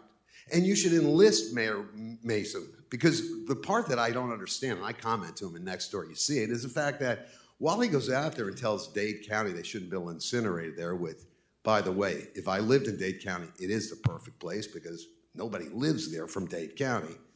But he sits on a board that is effectively trying to build an incinerator 5 miles north of there. So he should, along with Weston and your other mayors, at least a couple of them should go before the next meeting of the South Florida Solid Waste Committee and say, listen, we want to put into the record that we will never build an incinerator at the landfill. And if you cannot commit to that today, then we can't be members of this committee. And in doing so, that 80% goes away and they're disbanded, which means everything goes back to the beginning, which would at least sit there because you have leverage like you've never had before to put them all out of work on something they've been trying to do since 2014 under the Broward League of Cities, which I say every time, never been done before. Something's wrong there, but maybe we'll get to the bottom of that. And then lastly, You need to wrap up. Thanks. and then lastly, I would say to you is the fact that we need to really start recycling. You can't sit there and say we aren't going to oppose an incinerator when we're taking our trash and burying it in somebody else's backyard. City Manager Dodge said he would have a plan by the end of the year. We're now in April. It's the first quarter. If we're really going to be the leaders in this, we need to have something on the line that says we're actually putting our money where our mouth is. So I urge all of you to sit there and get involved in that. Okay, thank you very much for your comments. Thank you very much. But I would say to you this, however, sir, because you said a lot of things, and I just want to be clear. This city has no plan to ever build an incinerator. So, okay, so, yeah, but that was not your use of pronouns. But okay, we have absolutely no plan. Secondly, we have a law that says that we will not sell water or sewer service to any. Do you wish to sit? No, I lost my phone. Okay. We will not sell water. I need you to listen to it. Water, sewer. Okay, that we will not sell water or sewer service to the. You may sit. Any use that is that threatens the health, safety, and welfare of the city. You insisted that because it's a county facility that we would be required to sell it water and sewer. We're not aware of any such law. The next thing was you wanted us to put deed restrictions on a building we do on land we do not own. You own it. You own it. No. By the city of Pembroke Pines. In fact, I sent all of the commissioners the property deeds as well as a map showing you exactly where located. Mr. Mayor, 60 acres away. want me to comment? Mr. Dodge? The land, if the 60 acres you're referring to is the land that's in Southwest Ranches, Yeah. it's not in the city of Pembroke Pines. Okay. But we own the land, so we determine what can go there. And you don't need to put a deed deed restriction on it because we own it, and the city decides Right. what purpose they want to use that land for. And it will never be used for an incinerator. And we've tried to. You've written us many emails, and we've responded to each and every one, but we can't continue to debate it with you. We've responded to your questions. Actually, Sir, I didn't interrupt you. Sir, I didn't interrupt you. I'm responding to your comments. You have written it to us before, and we have responded to your comments. And I understand that you have a right not to accept our response, but we have responded to each and every one of those things. The last thing is, no one is more involved in fighting this incinerator than each and every person that you're looking at here on this dais. No one wants it. And we are in discussions constantly with people at the people who are involved and the people who need to hear from us. They are very much aware that they will have a huge fight on their hands if that's even proposed, which it has not been proposed. So I understand that there are concerns about this. No one cares about it more than we do. I can guarantee you that. And we are working in the right direction in order to deal with this in an appropriate way. There will be no incinerator anywhere near the city of Pembroke. Question for the city attorney. Commissioner Schwab. City attorney, Mr. Farkas brings up, I think is a valid point. This commission has no desire. Doesn't mean a future commission won't think about it. So is there anything that prevents us from putting a covenant on it to any possibility if we own it, or like it would prevent any future commission from even entertaining such a project? Is there anything that we can bring forward? Draft that is legally defensible? If it be the wish of the commission to impose a deed restriction on property which the city actually owns, you could do that. You could actually put a restriction on property that you own. To the extent that your concern is whether or not a future commission might otherwise revoke that, then what you could do is make that restriction subject to a referendum. That's the only other way to subject that decision to someone that's not. And how long would that take you to bring that to the commission for a vote? I would have to look at the documents of record, indicate what the city's title and ownership is, and basically prepare a declaration of some sort that would reflect your intention what to do about restricting the property. As soon as April 17th, perhaps? I would try the best to get it done by then. Sir, if you wish that item to be on the agenda, you can bring it up as a commission item on the 17th. Well, perhaps we can have a consensus to do just that. No, sir, that's not on the agenda, and the public has a right to know. So if you wish to bring that item, I will place it on the agenda item. It'll be a commission item, and on the I would 17th. ask that we take it out of order the night of the commission, so we don't ask people to wait. That's all fine. night. I'll be more than happy to sponsor that for the community. Thank you very much. Not a problem. Okay. Anybody else have public comment to make? Tim Wilder submitted a request to speak. Tim, are you here? He left. He had to leave? I'm sorry to hear that. Okay. One more person. Yes. Andres Velosa. Yes, sir. Name and address for the record, please. Thank you very much. Good evening. My name is Andres Velosa. My address is 13714 Northwest 18th Street. This is Pembroke Falls in District 3. I am a board member at Pembroke Falls. First of all, congratulations, Commissioner Schwartz, Commissioner Rodriguez, Mayor Castillo, on your election wins and on your new positions.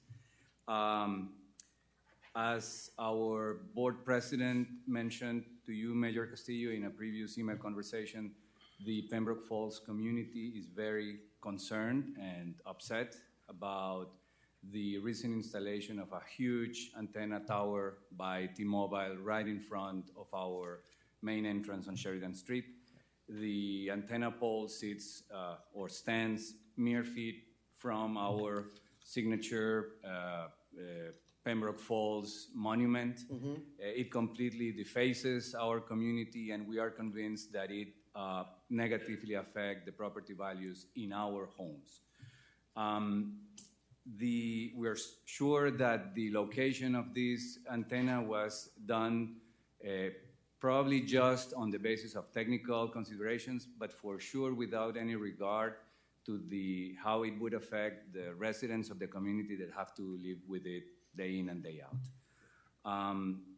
As mentioned to you, Mayor Castillo, by our board president, Pembroke Falls intends to engage our legal counsel to formally request the relocation of that antenna, either to the other side of the street or a few feet to the west, where it would not affect the coverage of the antenna and certainly would mitigate the impact on our community.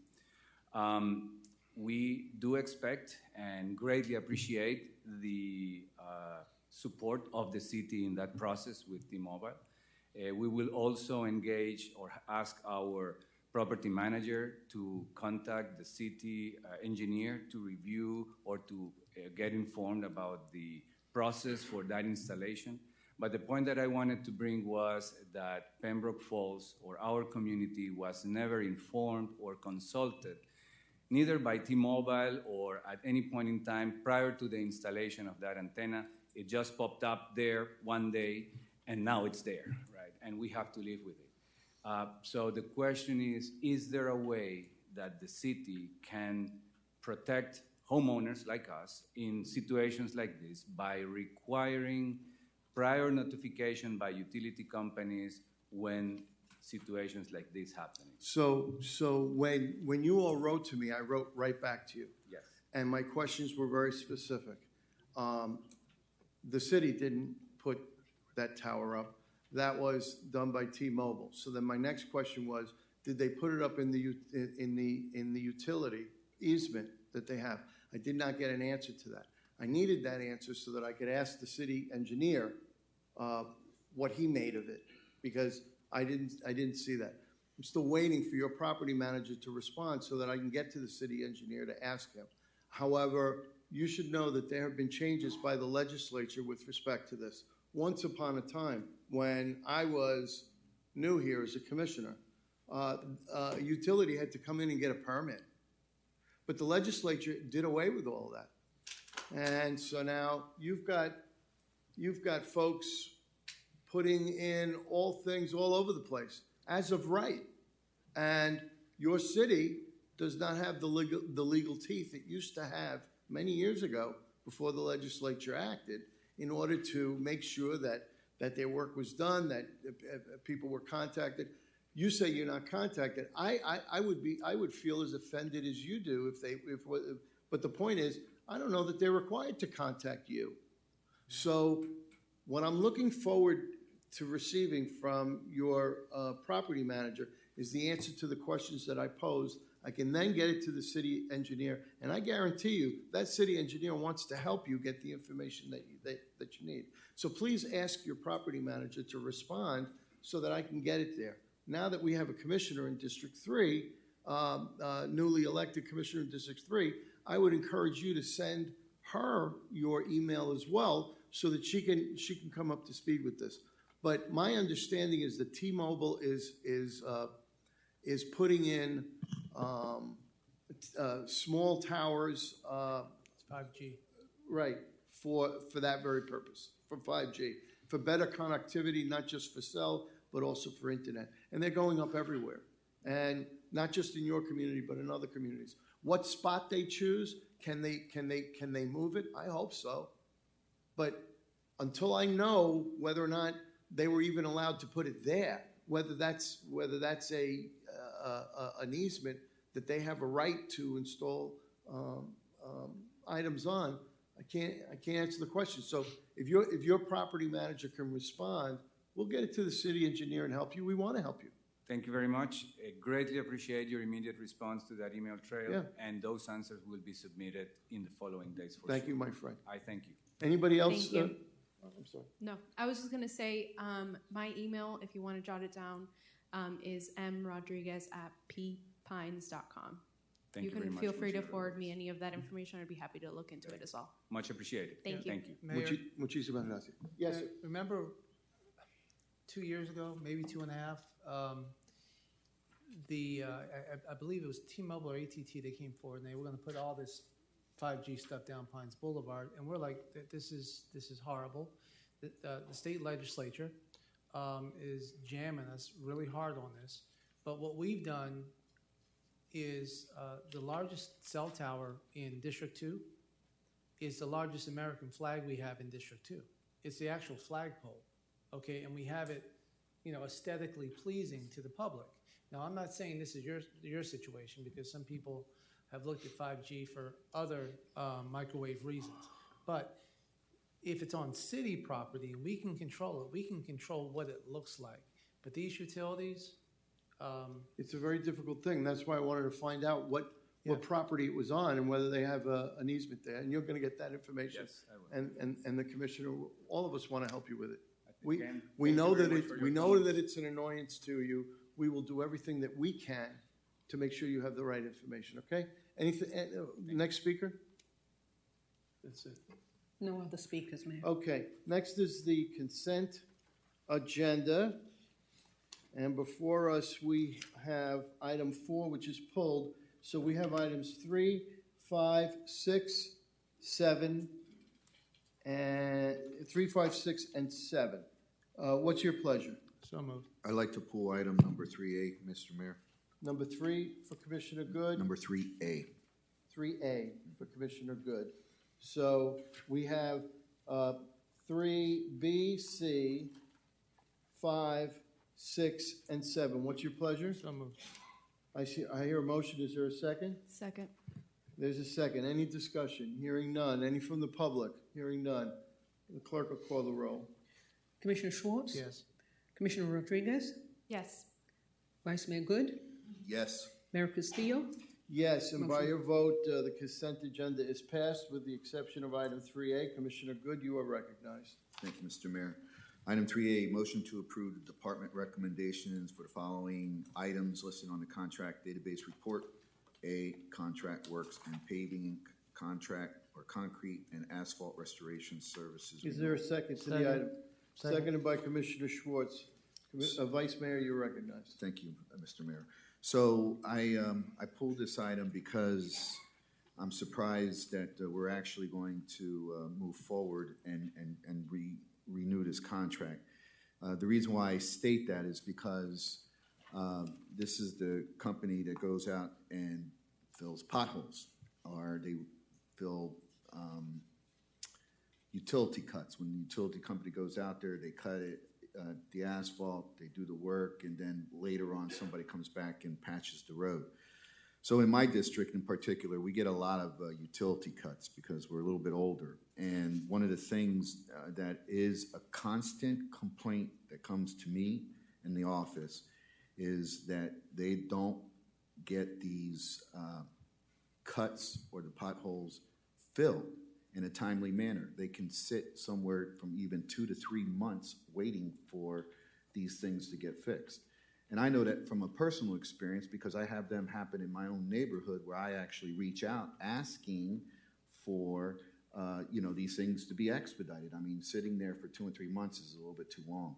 And the conversation I've had with the director was, why are we doing this? And his comment was, it's hard to get, particularly this company to be responsive.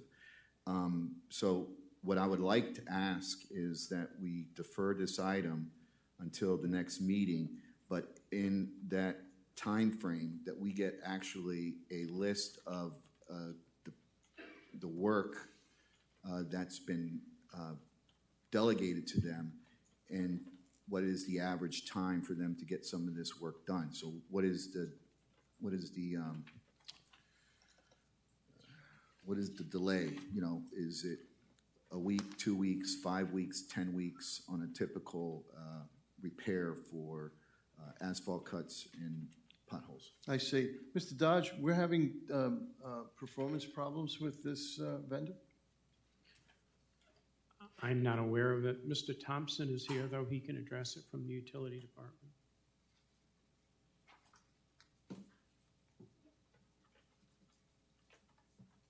Name and title for the record, please.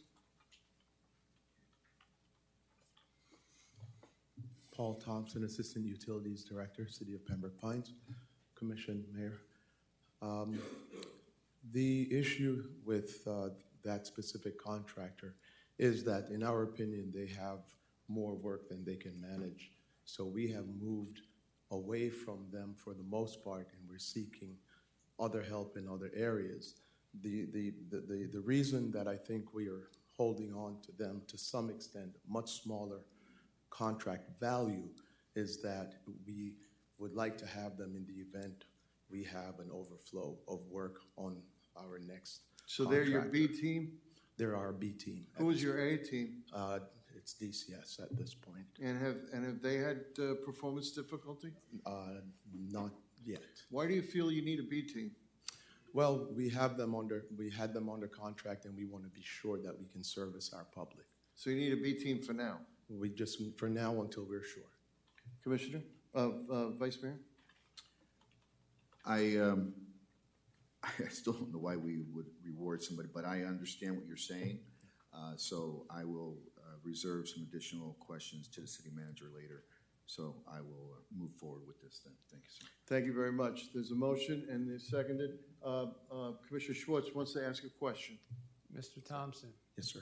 Will it be the A team or the B team to fix the pothole that's on Palm Avenue just south of Sheridan Street? I knew that was coming. I knew that. If you send me the location in the morning, I'll have it I mean, repaired. He's sick and tired of hitting it. I'll have it repaired. I just told you it's in the southbound lane. Come on now. Let's get the A team on that. I'll have Okay. it taken care of. All right. Are we good? Okay. Are we good? All right. Anything else? And that's a legit one too. I'm not making it up. We do have a pothole on Palm just south of each I tell you. Okay. All right. Anything else? Anything from the public? Seeing none, clerk will call the roll. Mayor, this is for the motion to defer to the No, next meeting? this is a motion to approve. Vice Mayor Good, Yes. Commissioner Schwartz? Yes. Commissioner Rodriguez? Yes. Mayor Castillo? Yes. Motion passes. Thank you very much. Item number 8, City Attorney. Thank you, Mayor and Commission. Number 8 is an item that has been publicized for public comment. However, there's a letter which we have received from legal counsel for the applicant which requests a deferral, but for the record and by state law, allow me to read this into the record. This is a motion to adopt proposed ordinance number 20-24-03 on second and final reading. It is proposed ordinance number 2024-03, which is an ordinance of the City of Pembroke Pines, Florida, creating the Edison Pembroke Mixed Use Development. It's an MXD district design guidelines for the approximate 25-acre parcel of land generally located north of Pembroke Road between I-75 and Southwest 145th Avenue, as more particularly described in Exhibit A, attached here to and incorporated herein, providing for codification, providing for conflicts, providing for severability, and providing for an effective date. This item was properly noticed for public review this evening as a quasi-judicial item. Today, we received correspondence from the applicant's legal counsel, who's present this evening, Mr. Mealy, dated April the 3rd, which he could speak for himself, requesting respectfully that item number 8 be deferred from the April 3rd meeting to a time certain on the agenda, that is, for the April 17th meeting, which under the passage of Senate Bill 170 last year would allow this commission to do so without having to re-advertise the notice of the hearing, except on the website. The applicant is asking for a deferral without objection. So ordered. So the answer for the record is that item number 8 was being deferred to the 17th of April, without objection from the commission, with the hearing being continued at that time in accordance with the statutes as well as the charter and code. Thank you, City Attorney. Resolutions.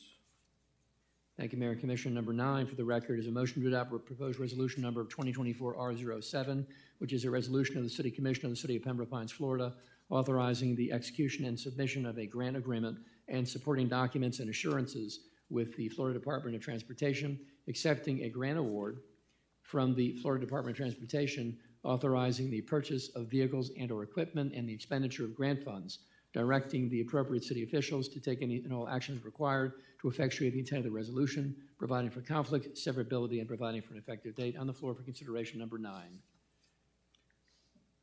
Somebody want to move it? So moved. Vice Mayor is making a motion. Is there a second? Second.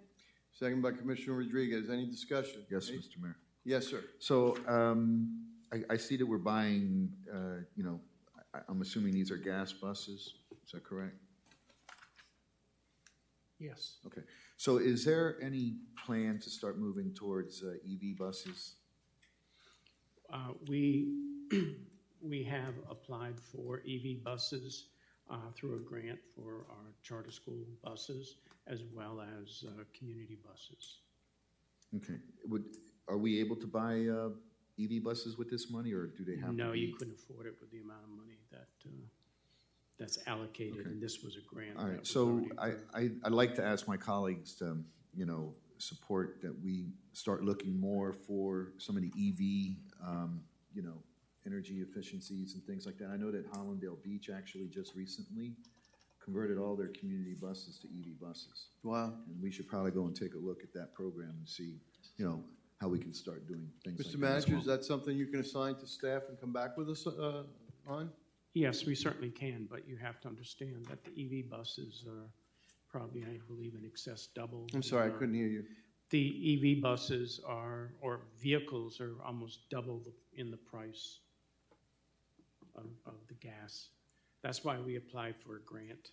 Well, can you write to us and put forward the pros and cons of the Vice Mayor's suggestion so that we Yes. can understand it? Yes, and we weigh it? certainly can. Thank you very much. The item is moved and seconded. Any further discussion? No further discussion. Any from the public? Seeing none, Madam Clerk, would you please call the roll? Vice Mayor Good? Yes. Commissioner Rodriguez? Yes. Commissioner Schwartz? Yes. Mayor Castillo? Yes. Motion passes. For the record, Mayor and Commission, the number is 3957. For the record, permanent number 3957. Item number 10. Thank you, Mayor and Commission. Number 10 is a motion to adopt proposed resolution number 2024-R-08, which is a resolution of the City Commission of the City of Pembroke Pines, Florida, authorizing the mayor, the vice mayor, the city manager, the city clerk, and the finance director to sign vouchers and checks, to make deposits and withdrawals, and to authorize transactions or on investments pursuant to the city's investment policy ordinance and as provided for by law, providing for conflict, providing for severability, and providing for an effective date. Item number 10 on the floor, Mayor. The Vice Mayor has made the motion. Is there a Second. second? Second by Commissioner Schwartz. Any discussion? Seeing none from the public. Clerk will call the roll. Vice Mayor Good, Yes. Commissioner Schwartz, Yes. Commissioner Rodriguez, Yes. Mayor Castillo. Yes. Motion passes. And for the record, the permanent number is number 3958, 3958. Thank you, Mayor. Number 11, please. Thank you, Mayor. Number 11 for the record is a motion to adopt proposed resolution number 2024-R-09, which is a resolution of the City Commission of the City of Pembroke Pines, Florida, authorizing execution of the memorandum of agreement that's better known as an MOA for participating Miami Urban Area Security Initiative, that's UASI grant, 2022 agency, City of Pembroke Pines, through the State of Florida Division of Emergency Management for the benefit of Miami UASI, comprised of various county and municipal entities that are in participating agencies, including the City of Pembroke Pines, approving and authorizing the execution of the MOA between the City of Miami as the sponsoring agency and the City of Pembroke Pines as a participating agency, which provides for the use of the City of Pembroke Pines' share of the grant proceeds, providing for conflict severability and providing for an effective date. Have a motion, please. Moved. Moved by the Vice Mayor. Is there a second? Second. Second by Commissioner Schwartz. Discussion. UASI, great program. Sure is. Any from the public? Clerk will call the roll, please. Vice Mayor Good, Yes. Commissioner Schwartz, Yes.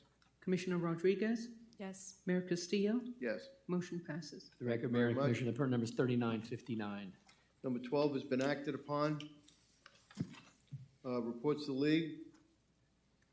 There's I a guess meeting they're not tomorrow. here anymore. There's a meeting tomorrow. There's a meeting tomorrow? Yep, it's here. Oh, yes, that's right. I'm speaking at. That's correct. The luncheon. Reports to city manager. Any report? No items, Mayor. City attorney, do you have a report? Just briefly, Mayor, if you will, we submitted to the Mayor and Commission earlier this week a memorandum with regard to the District 4 vacancy and special election matters, which require some attention by the Mayor and Commission, should you so desire. I will certainly make time at Mr. Commissioner Good's availability to talk further about some of the contents of this memo or any other issue that relates to the election. I would ask that you digest the matter. This relates not just to the corollary issue of filling the temporary vacancy for the interim position in District 4, but also issues in connection with reopening, potentially qualifying, several aspects of which were discussed by the Mayor and Commission this evening on the dais, as well as in this memorandum. So to the extent that the Mayor and Commission would prefer further discussion on the matter, we're happy to do so at a later time.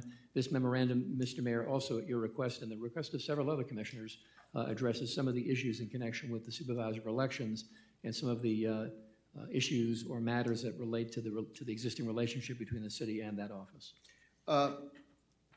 Mr. City Attorney, my understanding is that time is of the essence if this commission is going to direct you to have the district court review the ruling of the supervisor of elections with respect to locking us out of the August election. Is that correct? Time is of the essence? I think the time is beyond the essence, Mr. Mayor, given the nature of the qualifying periods and the matters we described in the memorandum.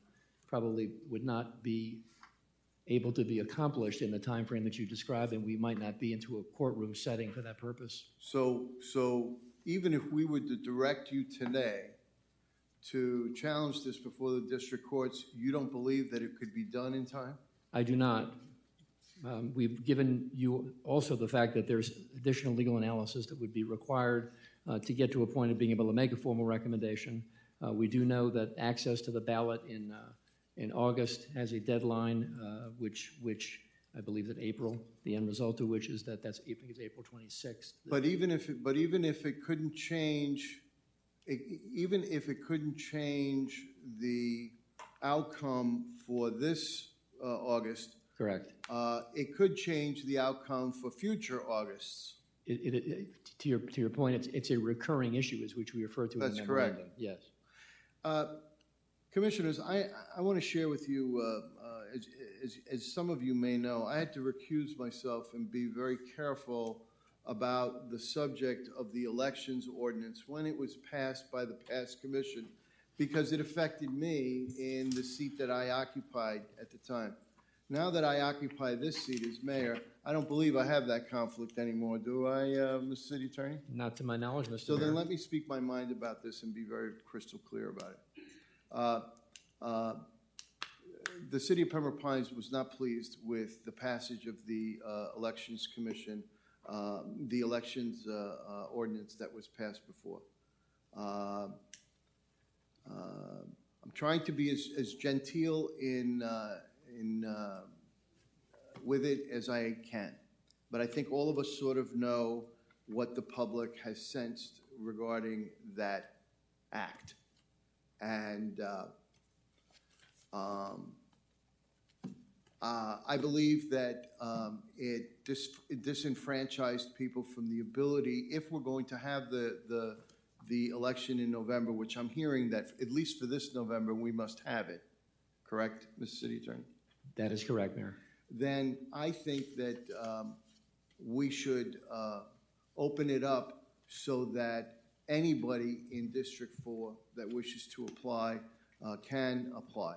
In my discussion with the city attorney, he has told me that if we change the qualifying date, or rather amend the ordinance to allow the qualifying date to occur during the normal period of time for a November election, which is, I believe, June, is that correct? The normal period, which has been No one who has currently qualified would have to requalify. We would not have to issue any refunds. City Attorney, so far please correct me if No, I go off track. No, here. the answer is that the four folks, or whoever many have qualified to run, they qualified based on the ordinance you all adopted on this dais. So they're vested in that process. That's correct. I think fairness requires that we do one thing, and the first is that we bring the ordinance back and allow people to apply during the ordinary qualification period for a November election. Point of clarification, Mayor. Hold on one second, please. Okay. So that's the first thing that I believe makes sense, and I would be looking to entertain any motions along those lines. But the second thing is, I think we need to take the supervisor to court, not because we want to be disagreeable, not because we lack confidence in his work, not for any personal or spiteful or vengeful or any other reason, but simply because we think he's wrong. We think he's wrong. We just don't believe that it makes any sense. Follow what the logic is. So we have a charter, which, by the way, three of us just today took an oath to defend and protect. And it says that if there's a vacancy and the vacancy can occur for any other reason, the last one occurred under color of law, in full conformance with the law. People may not have liked the choices that were made, but they were perfectly legal, which makes you think that maybe their problem is with the resign to run law, but I digress. The choice was perfectly legal. And then what happens is that the supervisor election says, oh no, your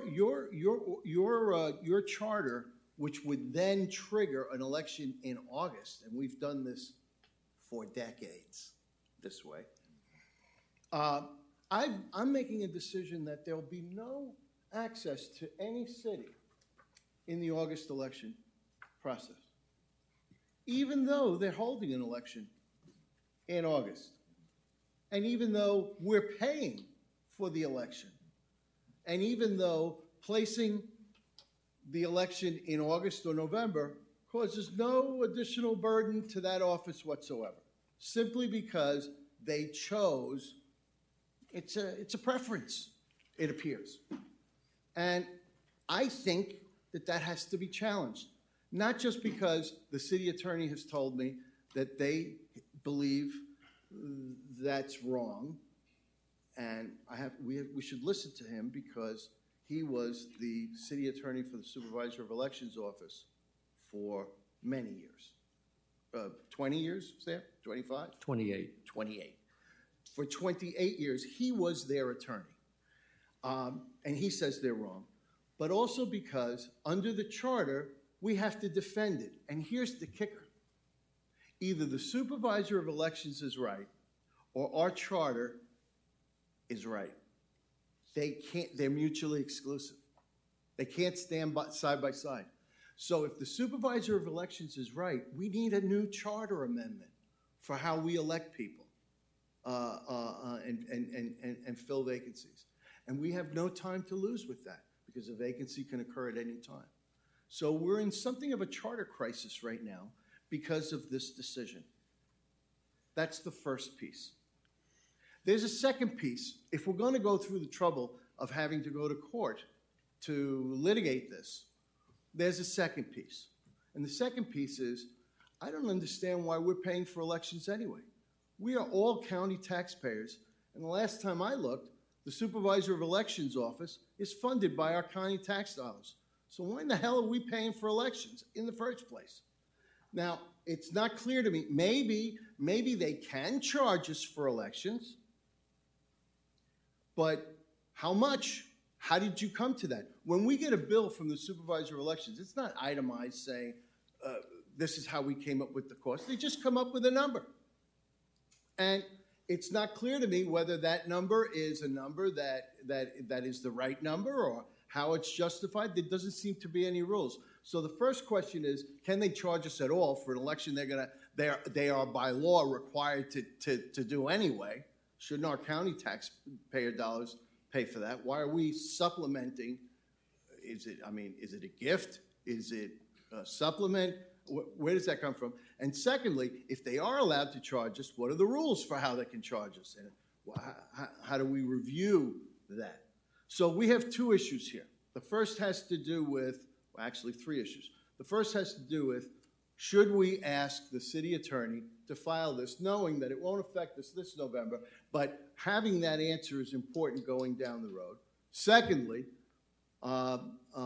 should we amend the current ordinance and open up the qualification period for the normal qualification period for an November election, which would be, hold on one second, please, which would be in June. And the third is this whole issue of payment of fees for elections. So I'd like to place that before you. Commissioner Schwartz, you've been looking to speak. Thank you. There's nothing normal about November. The state statute is explicit that during normal election cycles, there is a normal qualifying period. But this is a special election, and the qualifying period isn't prescribed in the law. Now, which runs different from our charter and what the supervisor of election is doing. I think that the easiest way to take care of this is in November, and the city of Pembroke Pines has the second largest population and the second largest voting potential. Just make changes downtown at the supervisor of elections. That's the quickest way to get rid of it, because it's not until now that residents of Colony Point got screwed, and the reason why Park Place had to walk down their lovely sidewalk for a mile, because this supervisor of elections chose to downsize. Sir, you're straying from the point. And still charged us the same amount of money. Commissioner, you're straying from the point. Let's stick to the issue that we're discussing. We're talking about a lawsuit. We're talking about amending the ordinance. Well, there's a lot of things that you raised, sir. No, I didn't raise how people walk to vote. Let's stick to the point. We had the testimony, but the statute is clear. There's nothing regular about the November 5th election. Okay. And I'll tell you, and if you recall, the previous commission had some financial obligations that we were going to ask the voters potentially for in August. And the supervisor elections took that away from us with no prior notice. So that's impacting our fiscal. So I support moving forward, getting that straightened out. Okay. I think we should have ballot access in August. Okay. The second thing, which I think is even more concerning, is the supervisor of elections is now telling municipalities and towns when to hold their elections. Now, there was a time that all cities were in March, and the reason being is because we had state representatives and state senators who ran in August, who represented the same community that would normally vote in March. So if we had an issue with the representative in the state, a local elected official could challenge that individual and get their seat back in November. But once they moved it to November, that's how we lost our home rule. That's how we lost our leverage. That's how we lost our hammer to hold people in Tallahassee accountable to our city. So under the guise of it's going to save us some bucks. Now, I agree with you. We are paying county taxes. So where is that going? Our city attorney sat there during the Bush-Gore Chad election. He was on TV. He knows what that was like. There has never been full disclosure and transparency of the cost of how an election is held. It's like voodoo. You don't know what's going to come out of the bag. Okay. So if I'm we're sorry. looking for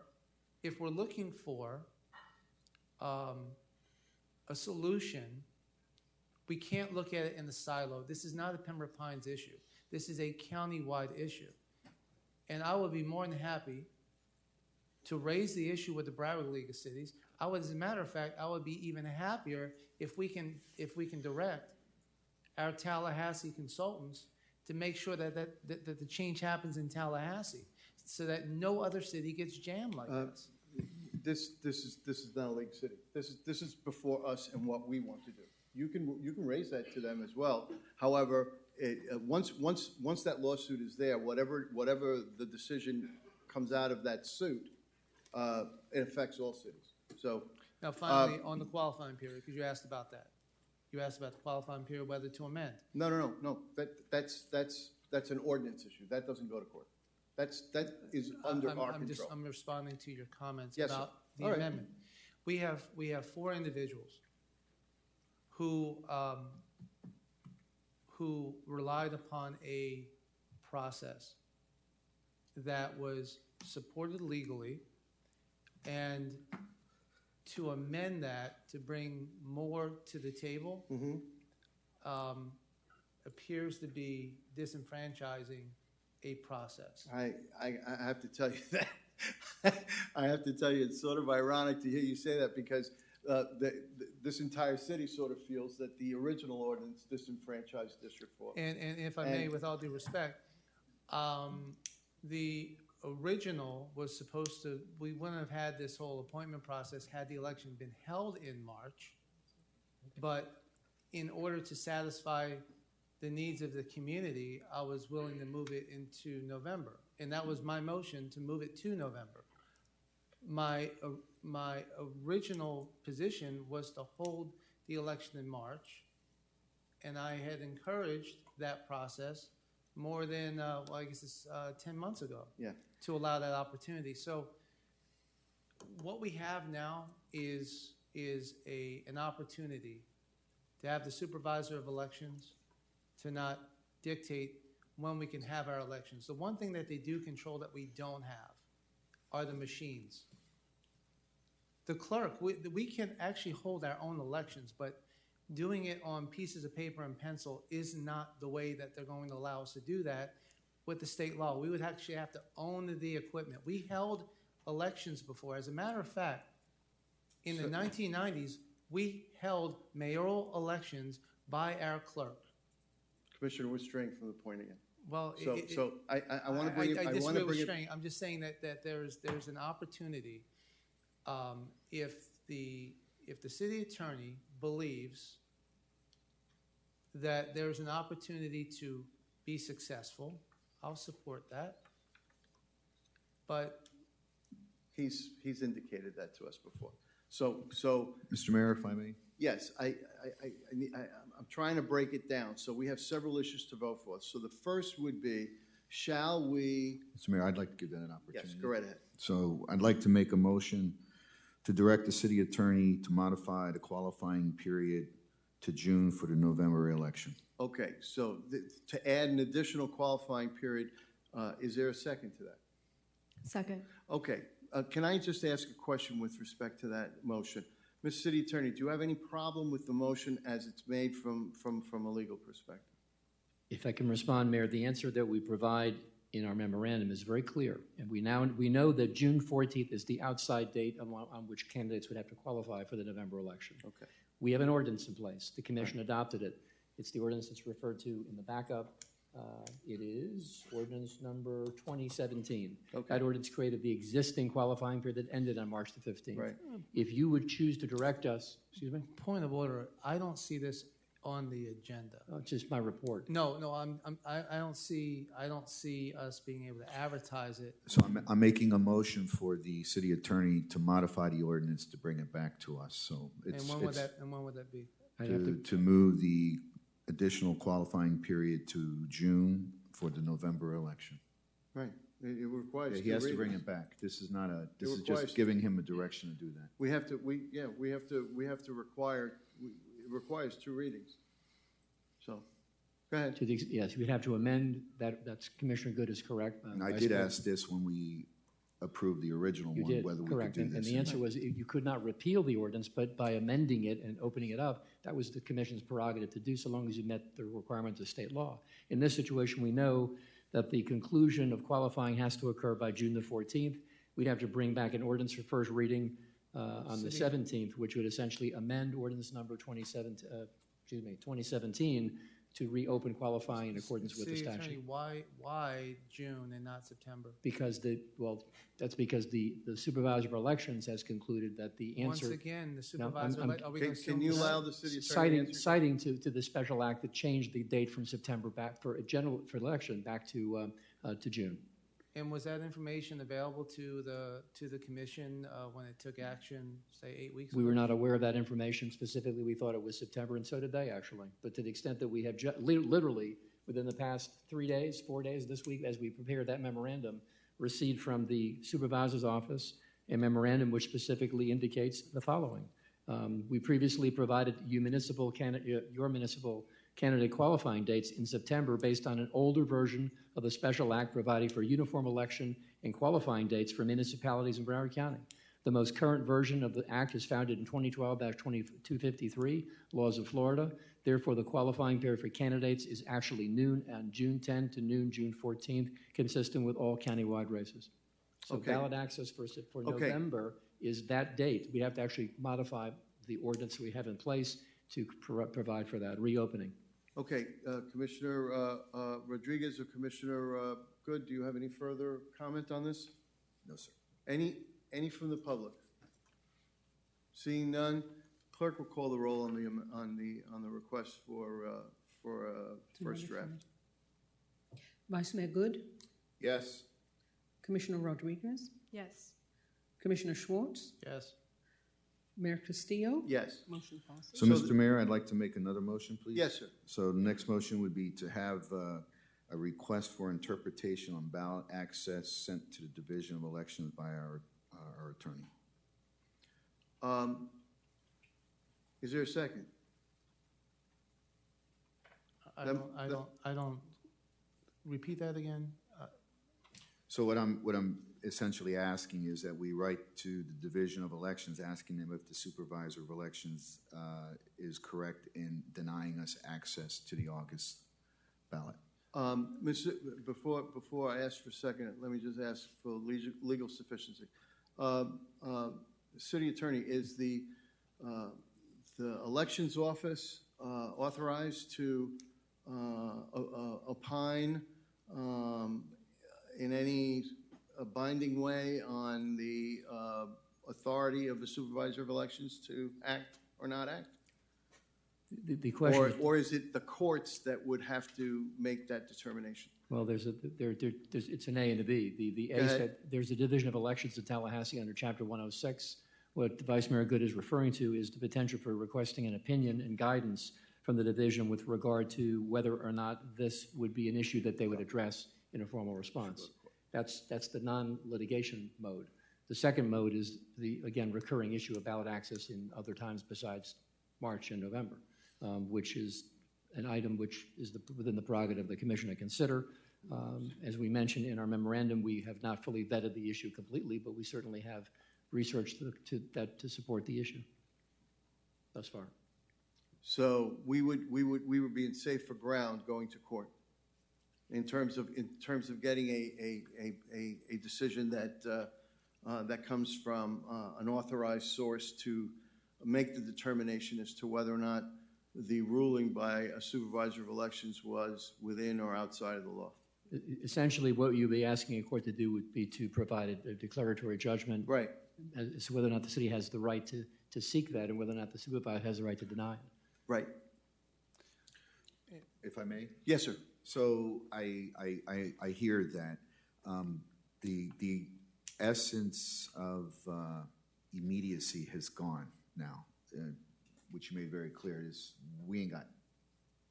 We're going to have it in November. We're going to have it in November election. So this is going to be, for forward going for future. Right. And so if we do get an opinion from the Division of Election, does that further help our circumstances in terms of if we go to court? So my understanding, Commissioner, is that if I just needed to ask the City Attorney, did you hear that question? I'm sorry, Mr. Vice Mayor, I did not hear it. Forgive me. Yeah, so the question was, if we do get an opinion from the Division of Elections, does that help us in a court case? If it's an answer which supports the city's position, the answer it would be persuasive. And if the answer does not support the city's position, it's binding. Well, They are binding. well, in court it's binding, right? Or No, you're it's saying the binding on Division of us. Election is That's binding? the condition. When you go to the Division of Elections, The problem it's is binding that, on. Well, the problem is that if we ask, it binds us, but it does not necessarily bind the person that we're trying to seek a particular resolution from. So we make the request as a city.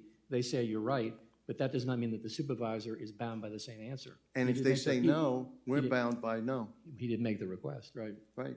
So you're better off going to court. Okay, that's Because the supervisor won't be bound by the decision that we get from the Division of Elections. And if the decision of election goes against us, we're bound by that. That's why we need to go to court with this and ask for a declaratory judgment. I don't know if that changes your motion. So, yeah, let's then take this to court. Okay, is there a second? You're all telling us the best way, let's do it. Is there a second? I just think it needs to be resolved. Motion is made and seconded to take the supervisor to court. Any further discussion? I do, Mr. Mayor. Again, this is a multi-level request. To the extent, however, that you're looking for the ballot access issue, that's the primary focus of the lawsuit. That's the first question. We'll get to, we'll see if there's a third motion. So right now, it's just that we're directing you to, the motion directs you to file a declaratory action at the Broward Circuit Court. Commissioner Schwartz, you're recognized. City Attorney, does the Secretary of State control Supervisor of Elections?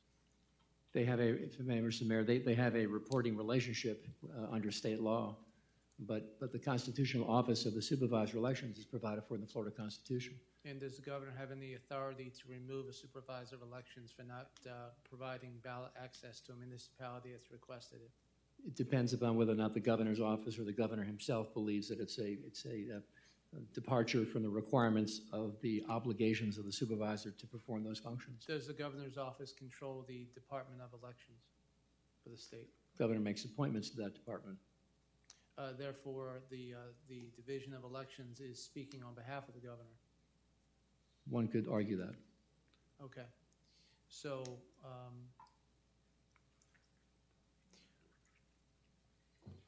we need ballot access in August. We need to have the option for August, okay? And if we need Governor DeSantis to weigh in on this, we need the governor to weigh in on this. Sir, that's not the item before us right now. The item before us is whether we go to court to sue the Supervisor of Elections on the issue.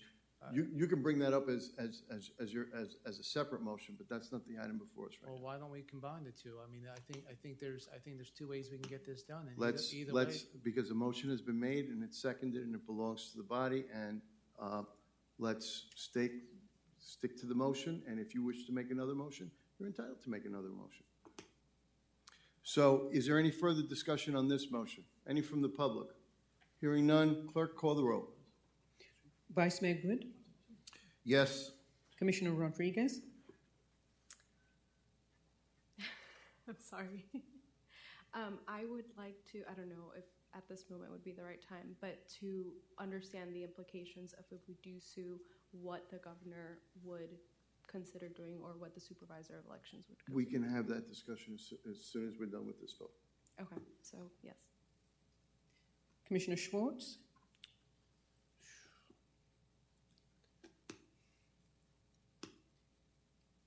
Mayor, this is unusual.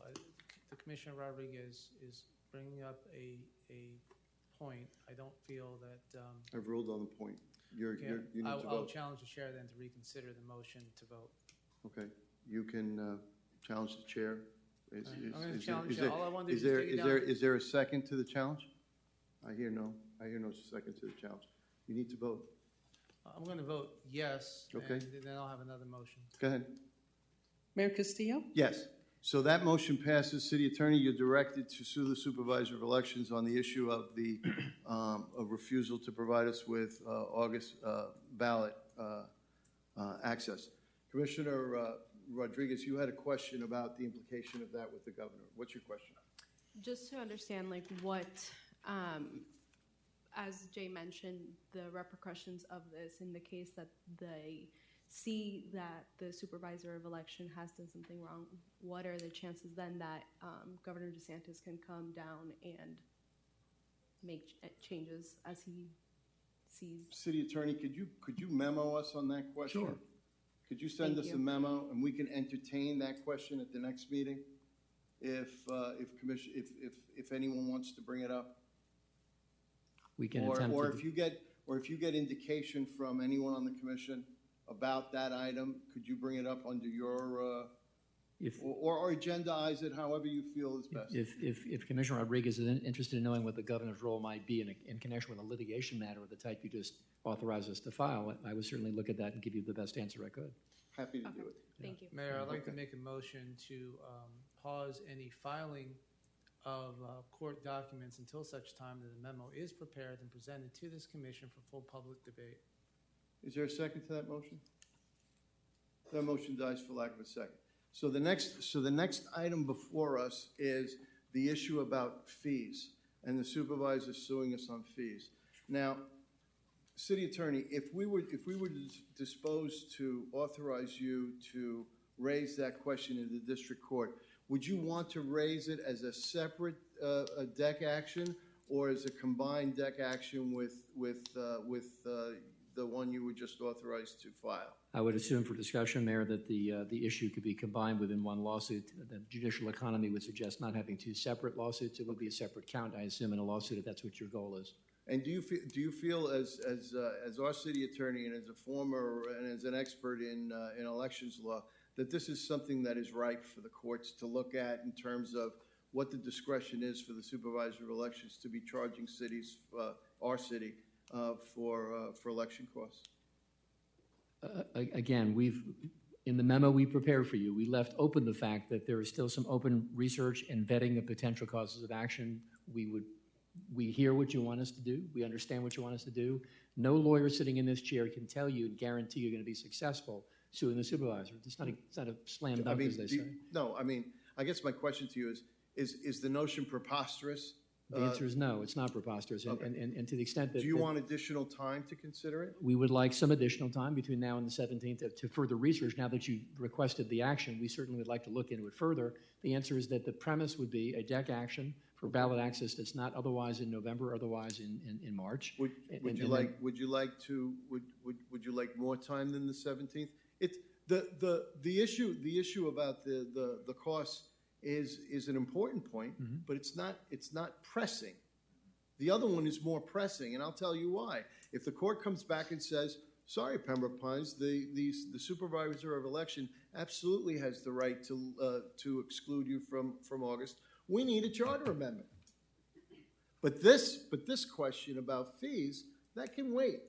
So, Mr. City Attorney, when you're ready to come back to us, I think that that's appropriate, unless, I mean, do I have consensus on that? Everyone agree? Okay, it's a so good I'm strategy. hearing that everyone is agreeing to that item. Any other items, Mr. City Attorney? No, the memo speaks for itself. We thank you for your reading of it. We spent a lot of time to give you an update from the last memo we did in December on the subject, because the issue of ballot access was certainly one of your topics that each of you have asked me privately to address publicly. Thank you very, very much. We're on commission items now.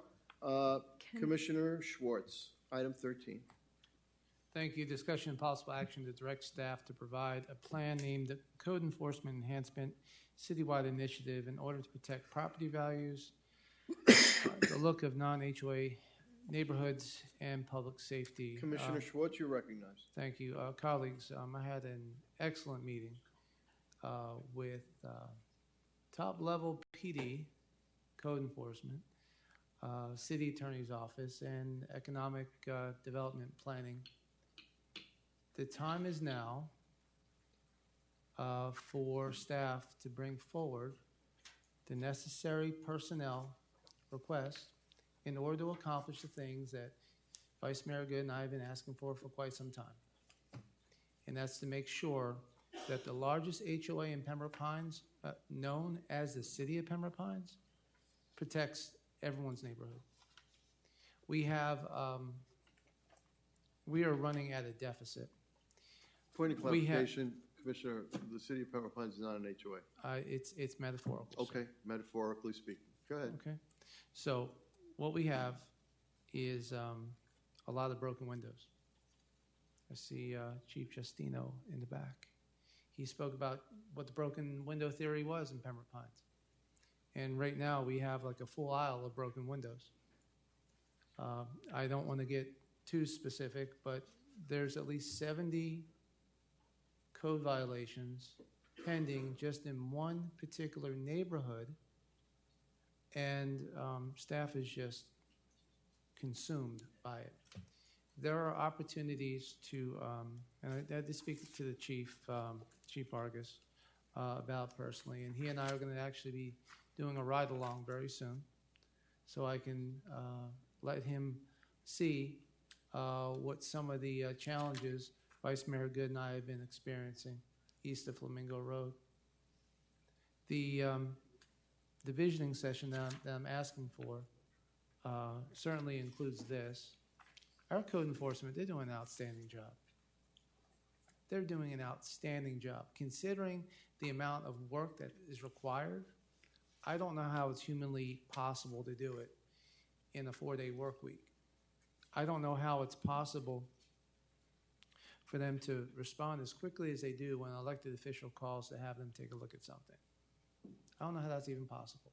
But what I can tell you is every year, Vice Mayor Good and I are asking for more officers, and the response is, well, you know, we do our best with the people we have, and you know what, the voters just returned me to the seat, and I'm promising this has got to get fixed. Because if we continue the path that we're on. Commissioner, can I interrupt you for a second? Go ahead, Mayor. I see. I'm trying to help you with to define this. I'm looking at your item, and it says you're looking for a plan on code enforcement. Yeah. When I look at the backup on your item, there is no backup. It's saying that you don't want to discuss specifics. I need to understand. I think the commission needs to understand what exactly you're asking for. Yeah. So basically, I'm asking for a budget item to come back in 4 weeks. Number of personnel. To do what? To bring more code officers. There is through the discussion that we had at PD, right now, code enforcement under the police department, they have a process they have to follow. Our city attorney, Brian Sherman, has a process that must be followed. We have a magistrate system. The good news is the Blue House on Taft Street finally foreclosed. That process, over 4 years. That's way too long. There are communities, large cities, that deal with code enforcement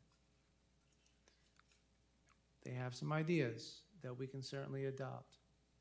And I'm just asking the city administration to review all these items and to bring back a plan in 4 weeks, in time for budget. Because Mr. it's going Dodge, to cost some money. can you perform this task in 4 weeks?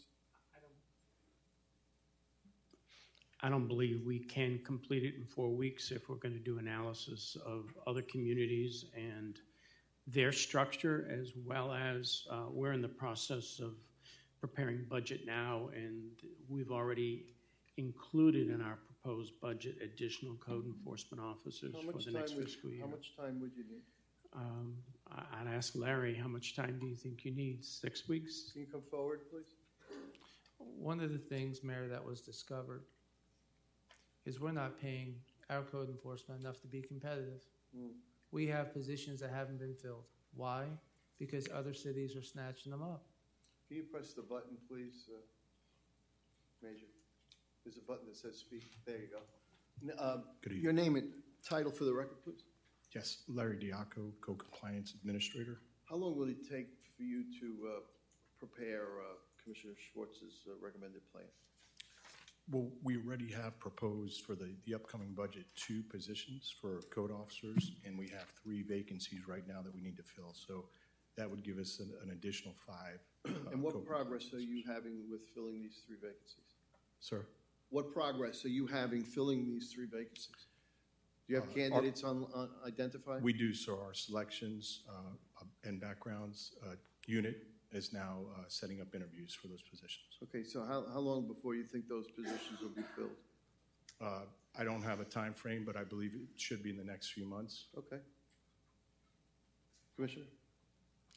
Do you have a time frame for Commissioner on how long it would take you to to deliver his plan for enhanced code enforcement service? Well, my recommendation would be to fully train the 5 oncoming officers. It would be a 27% increase in staffing. Okay. And then see, our needs and the community's needs at that point and determine if we would need more personnel. Mayor, one of the other challenges is this ERP system that we have. It is so bureaucratically driven that code is just getting crushed with the amount of the level of detail that has to be entered and who has to follow up on it. There are opportunities to reclassify some of our code enforcement. Again, I want staff to bring it forward, but I'm just letting you know what was discussed was different levels of whether it be a case manager or a code officer. As you know, as you're well aware, we have police service aides. That's what they're trained for. Some are code enforcement. We have reserve officers that need time. We actually have a water department that goes by and reads meters in front of everyone's home once a month, and we have trash trucks that go down the street twice a week. And this is the stuff that we need to do to identify the broken window theory. I have to tell you that in my walks in the eastern part of the city, there is a great deal of concern about code enforcement, and I know that you hear it, Larry. I know you've gotten the call about the boat, about the parking on the swales, about the thousands of other issues that are involved. Sometimes it's hardship cases. Sometimes it's they can't afford to paint the house, or if someone has a serious disease in the house and they just can't bring themselves physically to do it and they need help.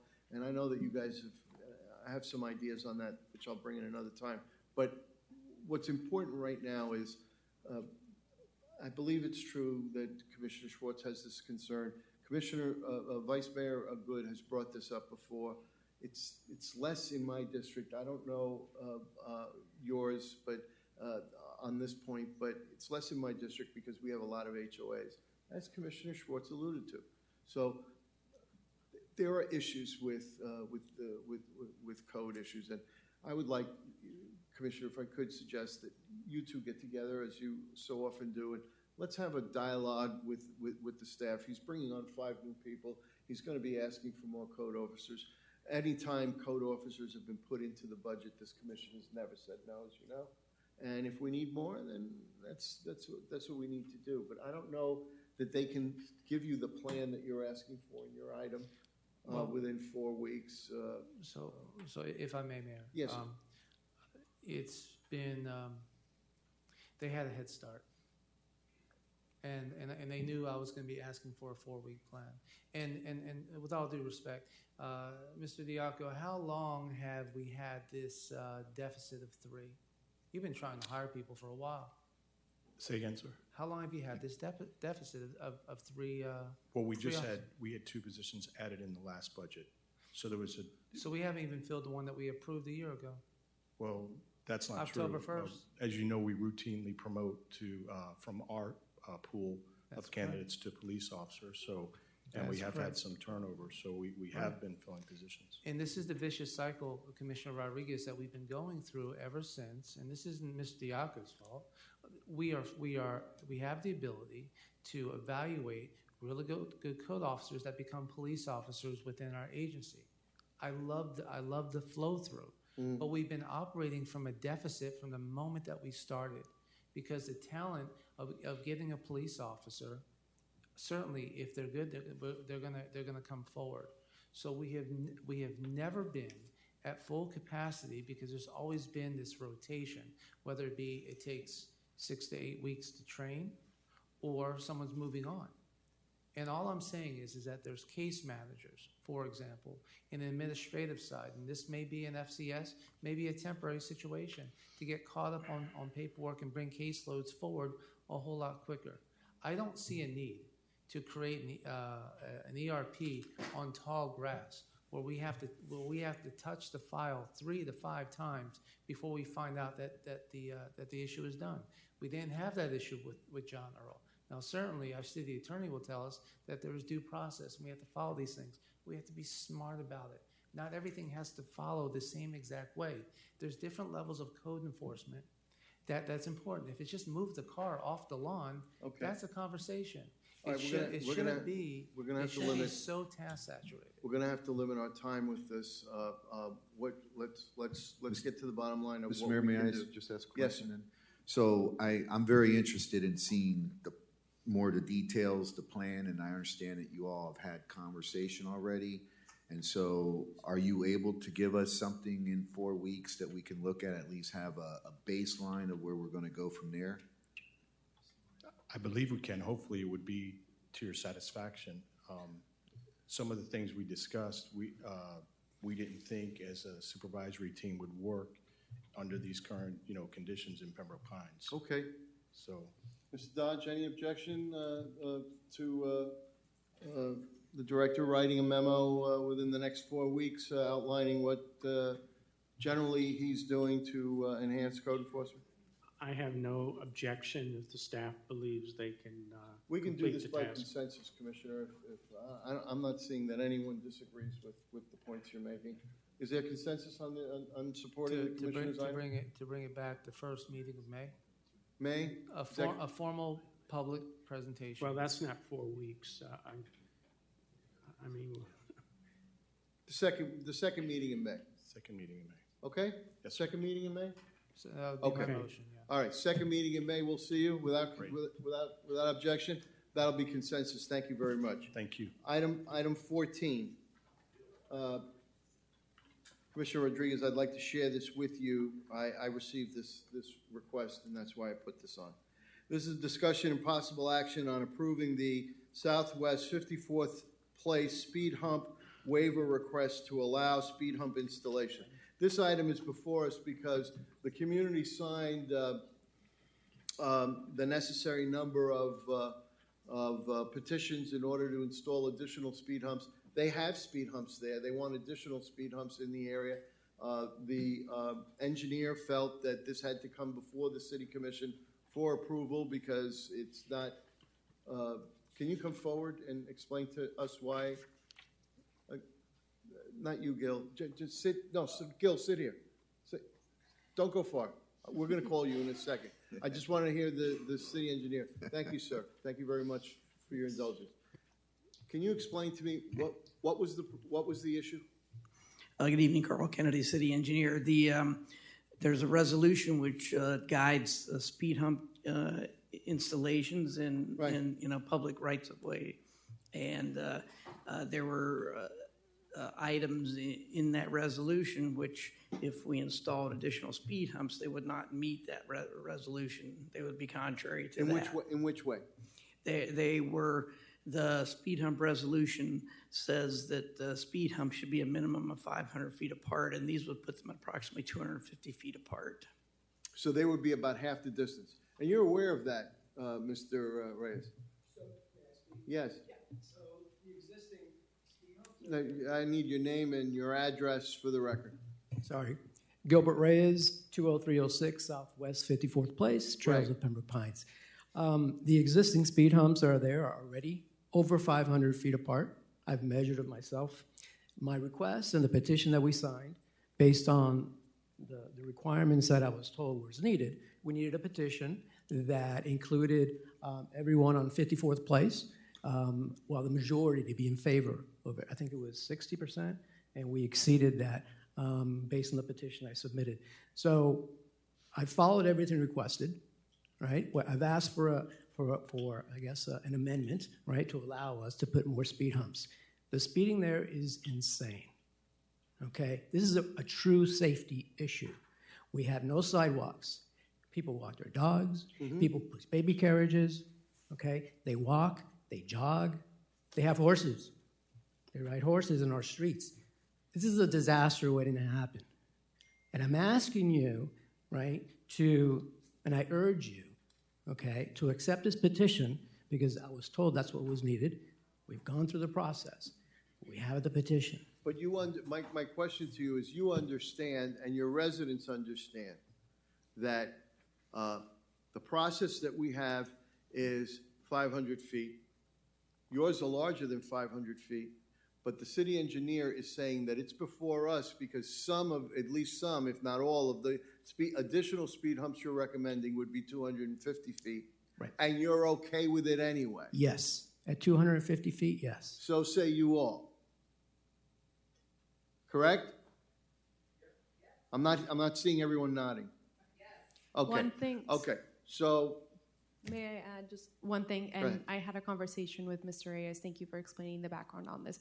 Just wanted to highlight, and you mentioned that you would tell the rest of the group that this would increase an emergency vehicle time to get to a home by about 90 seconds because they would have to slow down for each of these speed bumps. That is Right. just one thing that I wanted to highlight because it was what was brought to my attention as a con for this. However, I am in favor of voting for it if you and your group here believe that that is what is necessary for your neighborhood to feel safe. However, I just wanted to highlight that. Yeah, and my argument to that, and I appreciate that and I understand that, my argument to that is there are more people at risk today as we speak in being run over.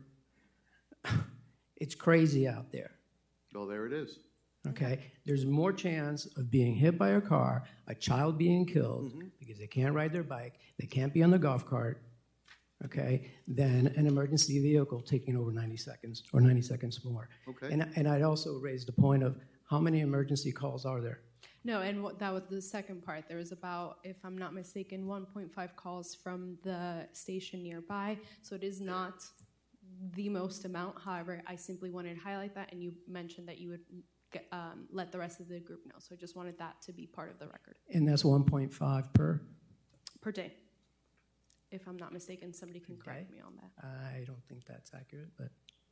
Okay. And I could be wrong. Sorry. But the point has been made. Okay. Okay. Thank you. Any further discussion Yes, on Mr. this? Mayor? Yes, sir. Yeah, I'd like to say that, I certainly support. One of the things that we all need to realize is that who knows best what's going on is he or she who lives there. I mean, there's no doubt about that. But if we're in a situation where, we want to make sure of certain things, maybe we can change a little bit of our process. I mean, because 500 feet, 250 feet, 100 feet, to me, I've been in this industry, and I will tell you, it's the city's ability to make that decision. It's an engineer's decision to make what's safe and what's unsafe. And if you have situations where you are 500 feet between speed humps and you're getting speeds in excess of the speed limit, you're definitely got a problem. So one of the processes that we can do, and we somehow manage to always rely on Broward County, who doesn't seem to, work with us too well when we have any kind of issues when it comes to traffic. I don't know, we should be able to have our own, what they call traffic counter, right? It's one of those little things you put across the road. We should put it out there for a couple days. That will verify what is the actual condition on a database, as opposed just to, some residents saying, hey, it's a problem. I believe that the residents know what's going on. I believe if you need something more to protect yourselves, I think we should be really listening to that and accommodating as best as we can. But I also think, too, that we can enhance our own ability by putting out our own traffic counters. It doesn't take much for an individual to set that up, do it for a week, and then sit there and go, yep, 50% of that traffic is doing 15 miles an hour over the speed limit. They need something. Point well taken. Commissioner Schwartz, did I see you wish to speak on this? You did. Chief Rodriguez. Can I respond to his comment before we go on to another comment? There's no need. Chief, as you're coming down, I had sponsored the reduction percentage. That used to be 85%. Unfortunately, I didn't get unanimous vote when I brought that forward to reduce it. We now have it passed, which is fantastic. That's the reason why we're even here tonight. It was action I had taken back in 2016, 2017. Chief Rodriguez, rescue truck time, 90-second increase. Yeah? We currently have a response time that for cardiac arrest that is faster than the national average. Is that correct? That's correct. And we also have the ability to save lives as a result of that. Is that correct? Yes, sir. Pembroke Pines has a tremendous track record for saving stroke victims and cardiac arrest as a result of our response times. Is that correct? That is correct. I believe our response times do impact our ability to make a difference to whether or not someone survives a serious medical event. Right. My earlier comments this evening, we are less safe because we have county dispatch, not rolling trucks like we used to. That being said, we are still performing better than the rest of the county is with respect to getting to a medical call. Is that correct? Commissioner, we need to bring it back home. Okay, I'm going to ask for a little bit of latitude here because we're talking about. Okay. So what we can control is turnout times. That's the time that we get out of the station. And in that regard, yes, we are doing very well in that aspect. Our firefighters are exceptionally fast getting out of the station. And how many rescue trucks do we have at Station 101 on standby? We have one rescue truck. Okay, is that rescue truck always in 101, or is that being used for medical transport in, say, Memorial West or maybe an HCA hospital or a Baptist? That's the unique station. We have an adaptive response to that station. No, that truck seldomly, if ever, is used to do inter-facility transports out of a UCC. Is it being used for off-duty detail purposes? No. Okay. One of the things, 250 feet, 500 feet, it is a big deal. My question is, was the file brought to the city engineer for review? Mm-hmm. Those who signed, are they aware that it's going to reduce response time by 90 seconds? Or was this determined after the application was submitted? I have no knowledge of this application or whether or not who knows it doesn't know. Mr. Kennedy, was the package complete with full public knowledge as far as what response time was going to be before this was reviewed, or was this given to the chief after the signatures were turned in? The package was transmitted to our office, and we reviewed it, and I sent it to, after I reviewed it and confirmed the signatures were valid, I sent it to the fire department to take a look at because they're the agency having have a jurisdiction, and by law they have to approve speed humps. They have to approve them. Now, Chief Rodriguez, this was approved knowing that it was going to increase by 90 seconds, or like how did you come to this conclusion? This application likely went to our prevention department that oversees these code NFPA standards and those sort of things. I have not had a discussion with our fire marshal regarding this particular topic as of late or since this application was submitted. So I would need some time to get back to you on that. Okay. Is it a normal? See, I'm just trying to be careful with my words because I respect you, utmost respect here. Is this the normal process? Does the fire chief? Does the fire chief? We're straying. Let's stay on point. I am on point, sir. My question is the fire chief was unaware of the fire marshal's decision to increase response time by 90 seconds. The chief has said he's not sure. I have not had any discussion with our fire marshal since this application was submitted. So I am unaware of this increase in time. Would you approve of the 90-second increase? Would you sign off on that, sir? I would discourage it. I'm a big proponent of getting to calls early. However, we leave this up to the neighborhoods. They need to understand the risks associated with speed humps and the increase in times. And if they're aware that this is going to increase our time response, and they seem to be, then again, it's up to their discretion. I don't believe that the application, while it's here and there's a desire to keep people safer, I don't believe that it would be fair for us if the fire chief hasn't reviewed a 90-second delay. How many signatures, Mr. Kennedy, are on that application with respect to households?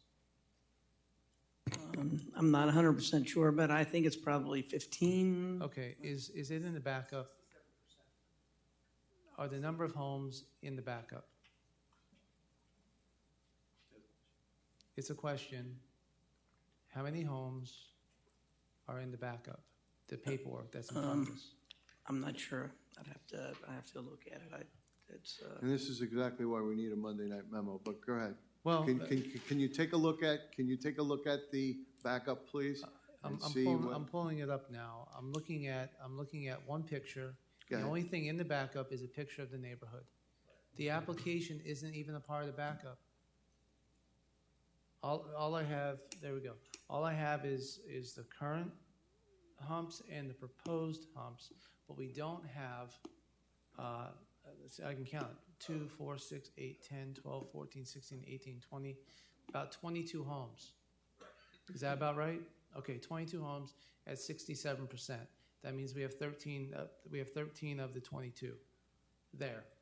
My question is, of the 67%, how many homeowners are aware of the increase in response time? That was never discussed. Okay, what I'd like to do, I think the appropriate thing to do, and this is not a one-person objection. I know you want the speed humps installed. We have the ability to put temporary humps in right now. We don't have to make this permanent. Okay, one of the things back 5-6 years ago was the installation of temporary, okay, to allow these things to be moved around. Okay, I don't want to stop the process. What I do want to do is I want to educate people of what the process is. The fire chief has just said he was unaware of it being approved before knowing about the 90 seconds. We owe it to the neighborhood that this information is disseminated, and whether or not they will approve and continue to support the initiative. It may not be 1, 2, 3, 4 humps. It may wind up with being 3 humps or 2 humps, but whatever it may be, because the way that the ordinance was written, when I had sponsored it, was all it needed was 6 homes, not the entire street. All right, sir, can you come forward and right in a block? Can you come forward and respond to that comment, and then we're going to hear from Commissioner Rodriguez, and then we're going to bring this in for landing. Yeah, what was explained to me was we needed a certain percentage of the homeowners on 54th Place to be in favor of adding additional speed humps. Well, That's what was, that's what you were told, but that's not what the ordinance is. Commissioner Schwartz, you've gone on and on with this. Mayor, We have other people that need to speak. Mayor, we have 6 homes. Yes, I understand. Okay, and it was based on a 6-home thing. There are approximately 21 speed humps in the entire city, okay? Part of them are on 54th already in the entire city.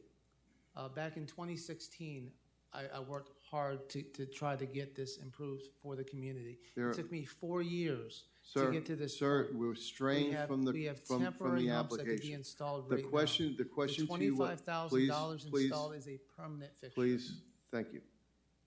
We're straying from the point, and we need to be mindful of our time and mindful of the application. The question is, are your residents aware that this could result in additional slowing down? All speed humps slow down emergency response.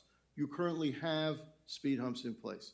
The question is, are your residents, based on them being here, okay with there being an additional delay in return for the safety that you believe that you will get from the installation of the speed humps? that has not been discussed. Okay? Okay. It was never identified as a requirement. Okay? Number 2. It's not a requirement. Okay. Number 3, when those speed humps were installed, the ones that are there, no one approached homeowners to tell us that it could cause a delay in an emergency All response. speed humps delay emergency response. Okay, and that makes sense. But no one ever explained that to us. Okay, but yet additional speed humps were put. Do you want to go? Do you want to go back to your residents and ask them that and come at another time? I don't want to do that. What do you want to do? I want our speed humps. Our safety is at risk. I don't know how many times I got to say it as we speak. Temporary speed humps, love it. Great idea. Let's get something done. So why don't we do that? We can put temporary speed bumps at the proposed positions, then notify the rest of the community. It looks like you have great support, and you got support enough to come to the commission. So I don't think it would be too much of an issue to just allow the rest of the people to understand the effects of this. We put in temporary ones, we bring forth that information, and we come back again and look into the possibility of doing permanent ones. And I'd like someone to provide me with what information needs to be shared specifically. Because to say it could be a delay, gee, that could be a 2-hour delay. Okay. 90-second delay based on what? Sounds like we have a plan. 2 speed humps? I see two hands. You're first, then you come forward. Yes.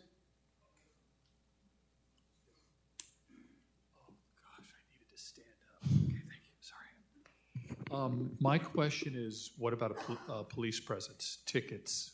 If they're speeders, ticket them. Do you have enough police presence, or they don't show? We're discussing speed bumps, temporary. What about police? We will be talking about additional citywide community patrols in the next budget. I can guarantee you that is going to be brought up as a subject because the residents of Pembroke Pines are demanding it.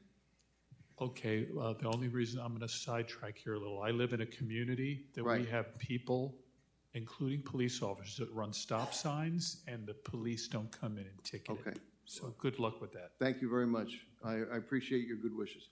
Please come forward. Mr. Farkas, your name and your address again for the record. 5331 Southwest 199th Avenue, and I'm going to address my commissioner, Ms. Rodriguez. Ms. Rodriguez, what you're looking at is one street of 2 communities. There's community of Durango Estates, and there's community of the Trails. What you're looking at is one street in the Trails. All of the people off 201, 203, 205 need to access 54th, and they're not part of this application, nor is anybody from Durango Estates who needs to apply this. Not that I'm opposed to traffic measures, but we have not been a part of this. But we do need to address what this is really about. We were screwed by your predecessor. We were promised gates at the school to alleviate traffic when that street was built because one of our residents was killed going out Sterling to Griffin. And we were promised by the city manager and your predecessor that those gates would be up forever. Unfortunately, if you do your research and look how the property was sold, the gate was never part of the sale. The gate was held by the city of Pembroke Pines, which I came to find out later, and they were given a credit at the sale because the city controlled the gates, not the school. And that's been the fallacy, and we've been lied to from the beginning because we were never told. We were told it was a school. It never was. If you look at the closing statement, I have it if you'd like to see it, you'll see that that was deducted, and it was always the city in charge of it. So we've been betrayed by the city, and rather than put a lot of speed bumps up, the real answer is to get the gate back up.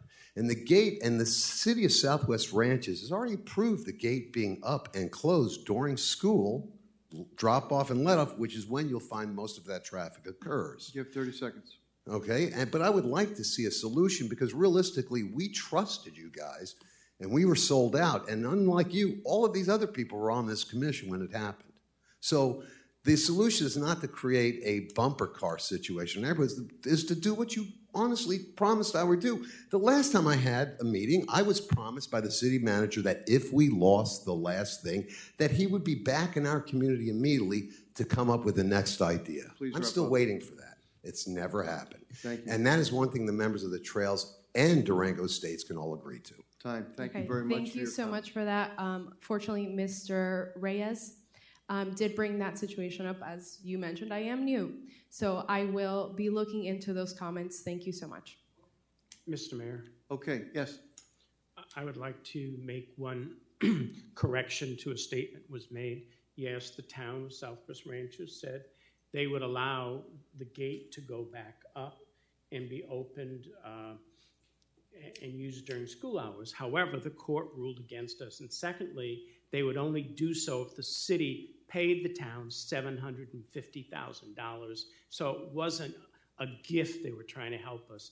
They wanted to not reimburse the city for the loss of the lawsuit. I know that you will want to brief Commissioner Rodriguez on this, and she will want to meet with the community as she always does, and deal with that. I want to stay on the speed humps. So, having heard from the public, is there a motion on the speed hump application? Motion to approve. There's a motion to approve. Is there a second to approve it?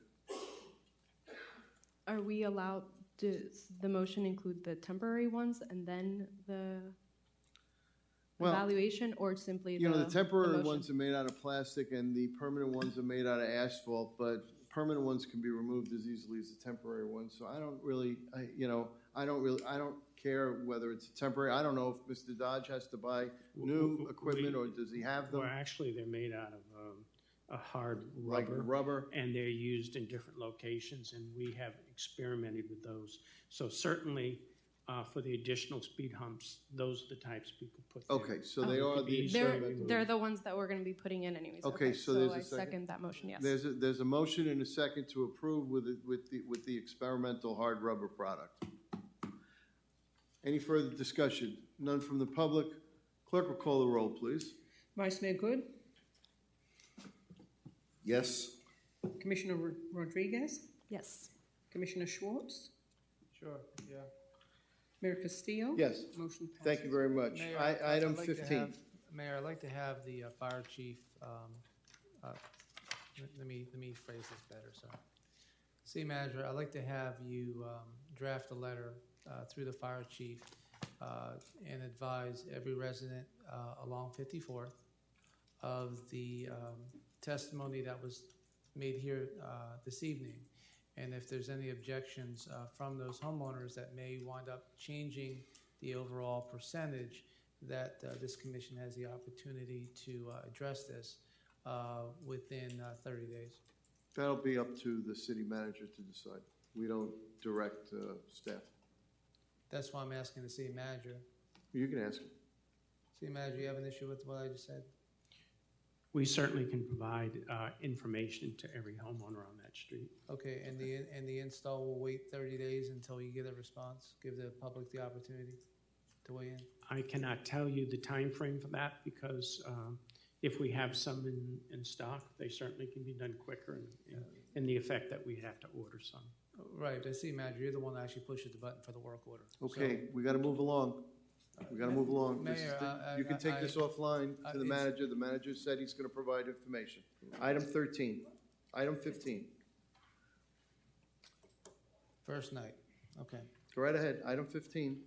All right, discussion and possible action to direct the city attorney's office to draft an ordinance amending section 32.002 of the city's code of ordinances to provide for the appointment of alternate board members by a majority vote of the city commission following a public interview process for all interested applicants seeking to serve as alternates on all city advisory boards. You're recognized. That should state all city citizen boards. I don't know if the planning and zoning is advisory. The city attorney can clarify that. But basically, Commissioner Rodriguez, the way that the ordinance is currently set is the mayor currently has the unilateral authority to appoint any member throughout the entire city to an alternate position. Point of clarification. That is incorrect. Under the ordinance that I wrote and that this commission approved, and I believe you voted in favor of it. The way it works is that people apply for positions throughout the city, different boards and so forth. If they are not chosen, they go into a folder, which the city clerk holds. When there is a vacancy for an alternate position, that folder comes into play, in addition to any other applications that when the city clerk advertises come in. And we have specific language when we pass the motion that the mayor, when appointing in that way, it's not everybody in the city, and it's that they are to look at diversity, they're to look at qualifications, they're to look at geographic diversity as well. Mayor Ortiz carried out this duty very well. There was never a concern or complaint about it. I don't know that I would do it any differently. Can I reclaim my time, Mayor? No, I'm correcting your comment. Oh. So that's not the way it is. It's not done unilaterally and whatever. Currently, there's a process. Currently, Commissioner Rodriguez, whether they're in a folder or not, the mayor has the authority to appoint 2 alternates to the Planning and Zoning Board, has the ability to select without commission approval an alternate to the Board of Adjustment. Point of clarification. It is with commission approval. The authority was provided in an ordinance, and the ordinance was created in order to avoid the great discomfort that commissioners had before that in arguing about the relative merits of these citizen volunteers. By allowing commissioners to appoint their own and by distributing these appointments, this has been flawlessly operated. In fact, the only time we've ever argued about appointees on this board since the passage of that ordinance was when the ordinance didn't cover them, like the audit committee and some other committees where one group had one idea about who to appoint and the other, and it just created a great deal of discord. So I don't know that mischaracterizing the ordinance is the way to deal with the issue, and I'm not even sure that this is a problem that we need to solve. But I'm correcting the record. Let's hear from the city attorney who helped me write the language. Go ahead, City Attorney Horowitz. It was enough for me to ask the question for the language to be provided for tonight. Go right ahead. Good evening, Mayor Commission. You may recall about 10 or 11 years ago, the Commission amended Chapter 32 of the Code in great detail to standardize the process by which advisory board members were appointed. At one time, there were certain advisory boards had 5 members, some had 7, some had 9, and with certain exceptions that are set out in the code, the Commission consolidated that process. So all of your advisory boards, again, with a number of exceptions, have 5 members. Each member of the Commission appoints 1, and under Section 32.002, the alternates to those boards are appointed by the mayor. Say that again, please. Each member of the commission has one appointee to each of the city's advisory boards. And again, there are a couple exceptions. Each of those boards have two alternates. Those two alternates under the code as it's currently drafted are appointed by the mayor. And only the mayor. Only the mayor. Then again, the language is very clear. The alternate members of all city advisory boards shall be appointed by the mayor. Thank you, That City is the Attorney. language in your So code. my item is to say, if an alternate is needed, then each district should be able to have the opportunity to weigh in, because that alternate could be sat at a meeting to represent the viewpoint of that district. Is that your motion? Yes, Is there a as second written. to the motion? Hearing none, the motion dies. Is there anything on new business, members? Anything on old business? Hearing none, I'm going to entertain a motion to adjourn. Adjourn. Second? Second. We all good?